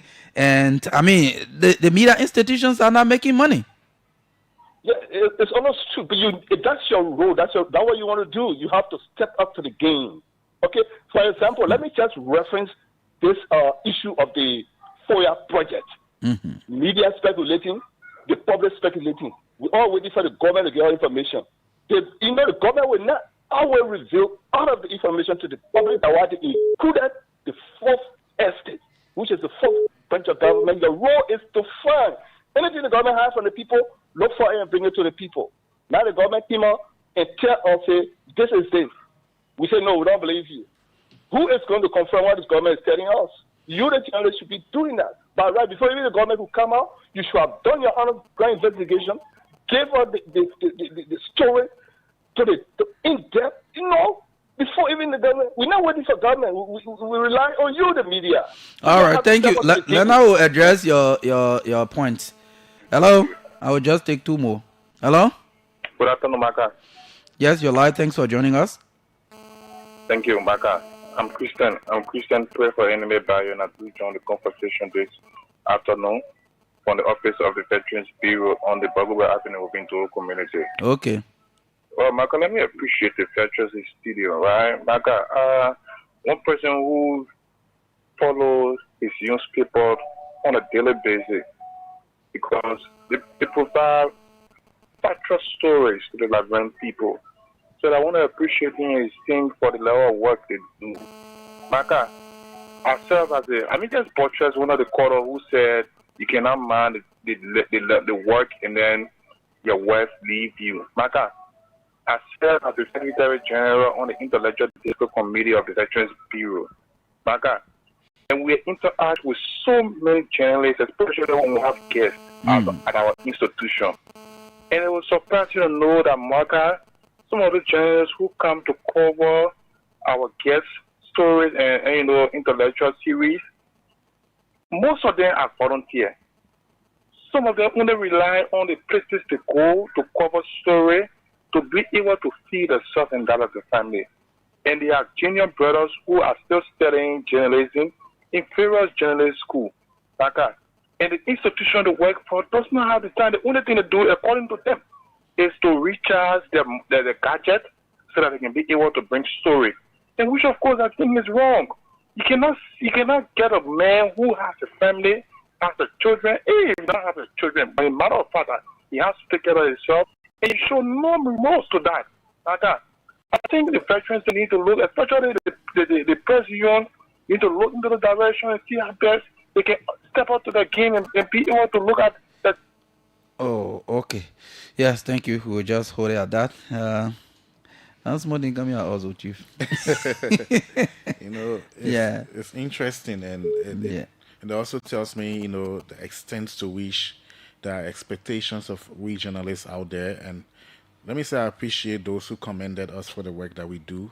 Those who had their criticisms, well, they write about it to some extent. What people don't know that is that not everybody who is constantly behind the microphone is actually a journalist. There's a set of trainings that you have to go through, in order for you to become a journalist. Unfortunately, now it's no longer the case. Some people are good talkers. They just sit down and they talk, and then they reference themselves as journalists when actually they're not. They may be political commentators or whatsoever.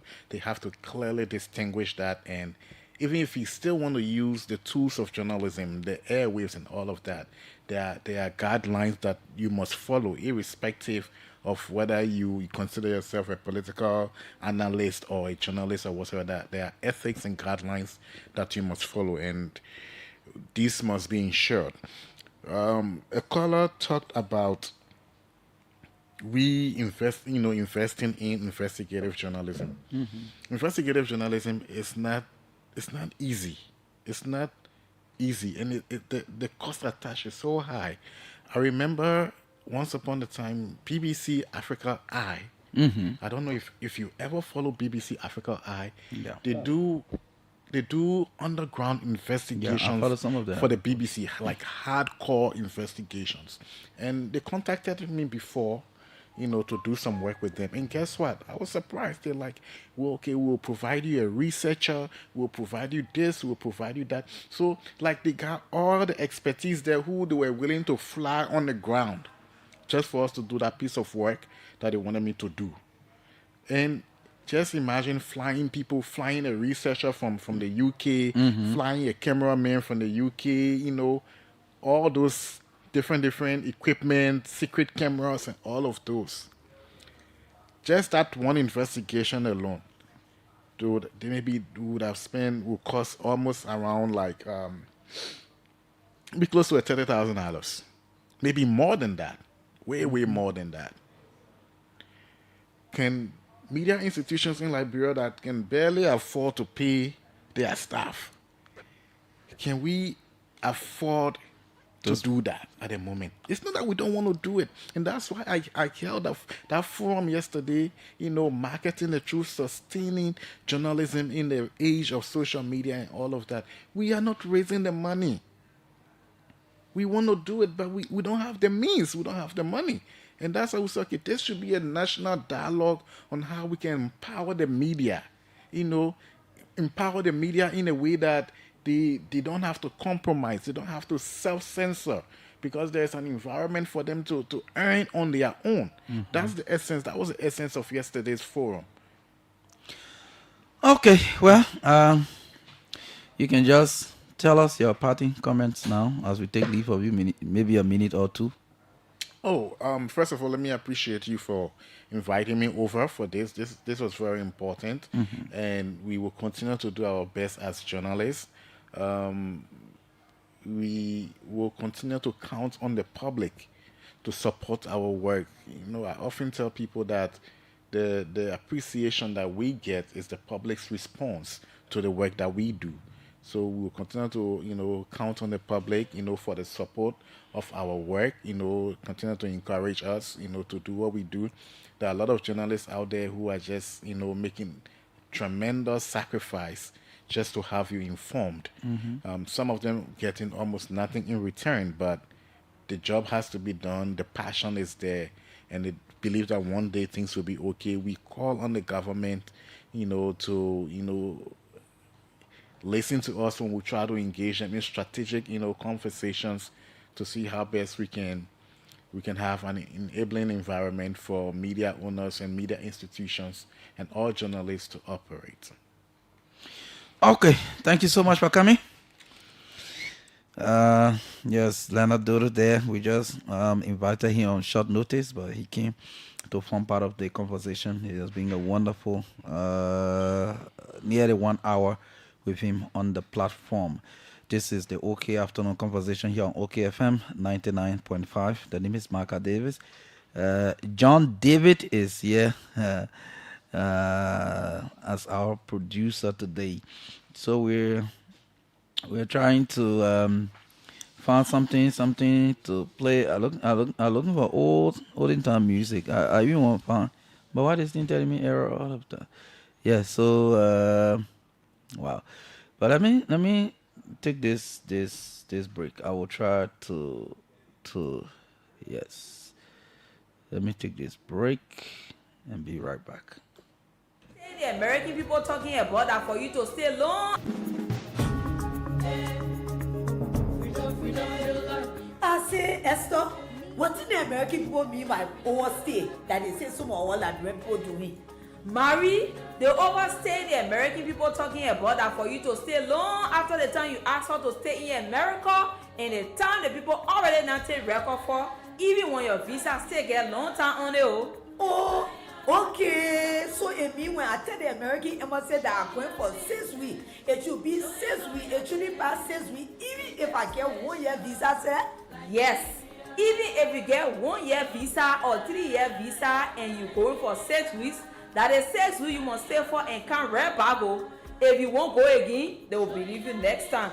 But if you tell the people say 6 weeks, then you stay for 6 months, they will not trust you next time. Oh, don't let anybody in America fool you. Oh. Even if the immigration in a very America tell you say you must stay for 6 months, Don't do it. Oh. Only stay for the time you told the embassy you're going for, so you can't spoil your friend and wait to travel to America. Okay, thank you for making me understand the whole state thing the American people talking about. From now on, I will stay for the time I requested for. As soon as the time pass, I come in right by here. Because I want my country need to be on any overstay list. When they will restrict my country and live traveling to America, for my family and friends. Don't stay beyond the time you requested from the U.S. Embassy. Return home after your requested length of stay. Get clean record. More travel chances. A message from the Special Presidential Task Force.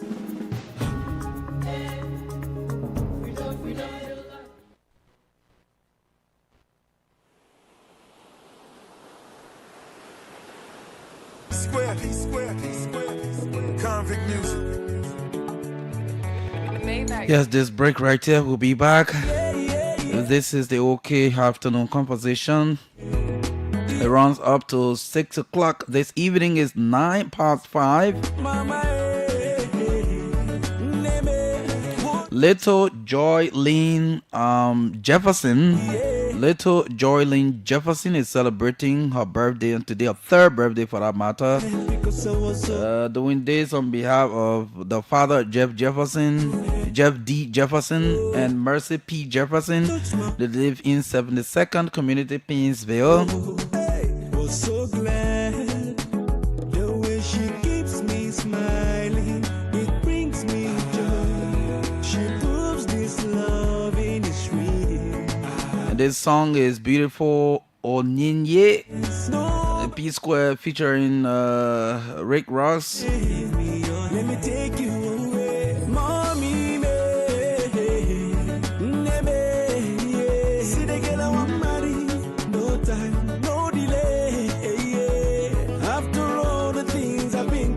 I present my love to you.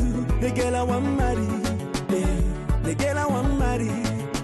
See the girl I want carry, now the girl I want marry.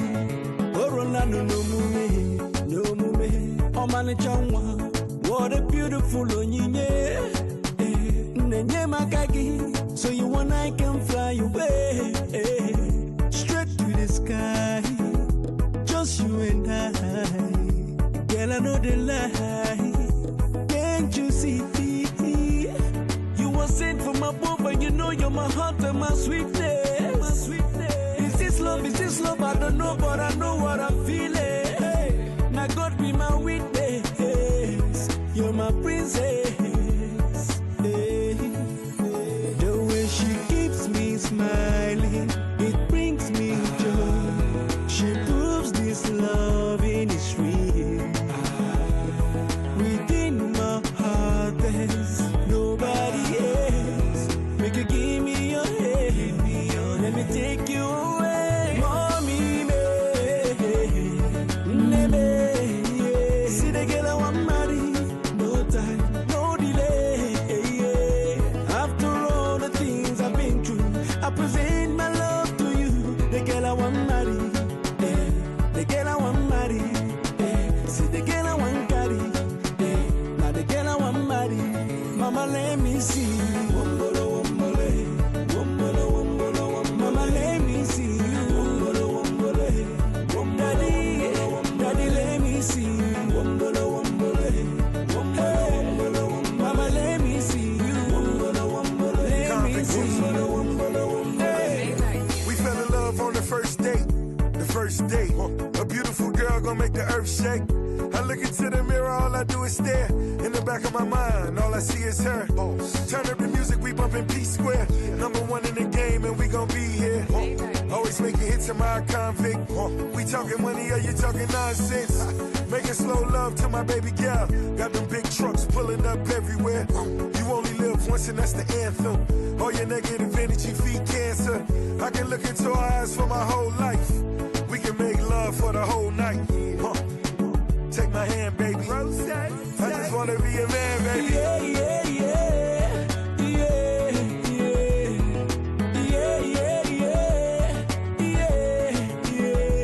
Mama, she's my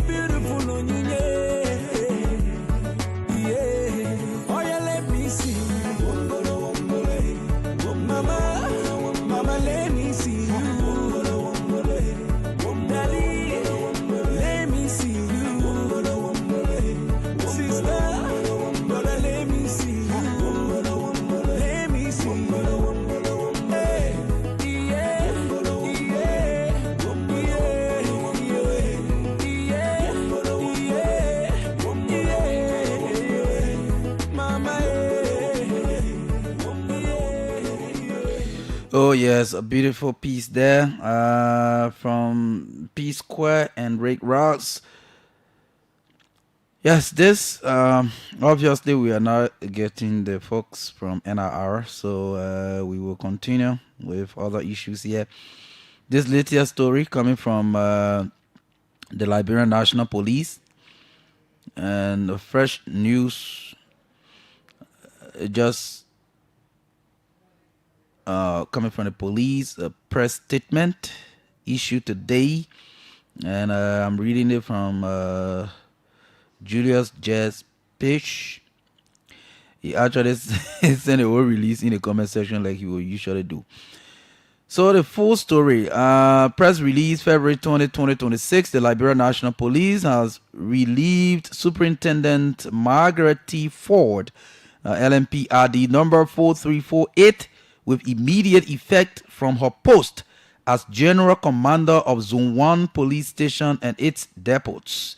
She has further been suspended for 1 month without pay for multiple violations of established policies and professional standards. Superintendent Ford was found liable for abuse of authority by using civilians as police aides in the discharge of official police functions, including the release, seizure, and impoundment of motorcycles at the Zone 1 base police station. She was also cited for unlawful detention of individuals in separate incidents occurring between July and September 2025, as well as the improper receipt of funds amounting to 1,500 Liberian dollars as a release fee prior to the discharge of a detainee. Additionally, she failed to account for seized property, including 2 cartons of spare ribs valued at 12,750 Liberian dollars, along with other confiscated items. She was further found in non-compliance with directives from the Professional Standards Division, including her refusal to appear to clarify complaints involving seized foods and property. As a precondition for reinstatement, Superintendent Ford is required to fully restitute all improperly received funds and or the value of seized properties or items, refund confiscated items or compensate complainants accordingly, and fully cooperate with ongoing Professional Standards Division investigations and clarify all outstanding complaints. Furthermore, the complainants whose allegations of extortion and unlawful detention were not filed within the 6-month statutory reporting period under the Liberia National Police Act have been advised to seek legal redress through the courts, as administrative remedies are no longer applicable in those instances. These actions are consistent with the Liberia National Police Administrative Instructions on Discipline and Professional Standards, including provisions relating to misconduct, abuse of authority, unlawful detention, and unsatisfactory conduct. The Liberia National Police emphasizes that the enforcement of internal disciplinary mechanisms is intended to deter misconduct, promote accountability, and maintain public trust. LMP remains steadfast in its mission to protect and serve with integrity, professionalism, and respect for the rights of all citizens. Signed, Deputy Commissioner of Police Sam K. Collins, Unit 122. Yes, the Unit 122 going is yeah. So this is this is the latest from the Liberia National Police. A female police commander being removed from her assignment area, suspended for 1 month, and also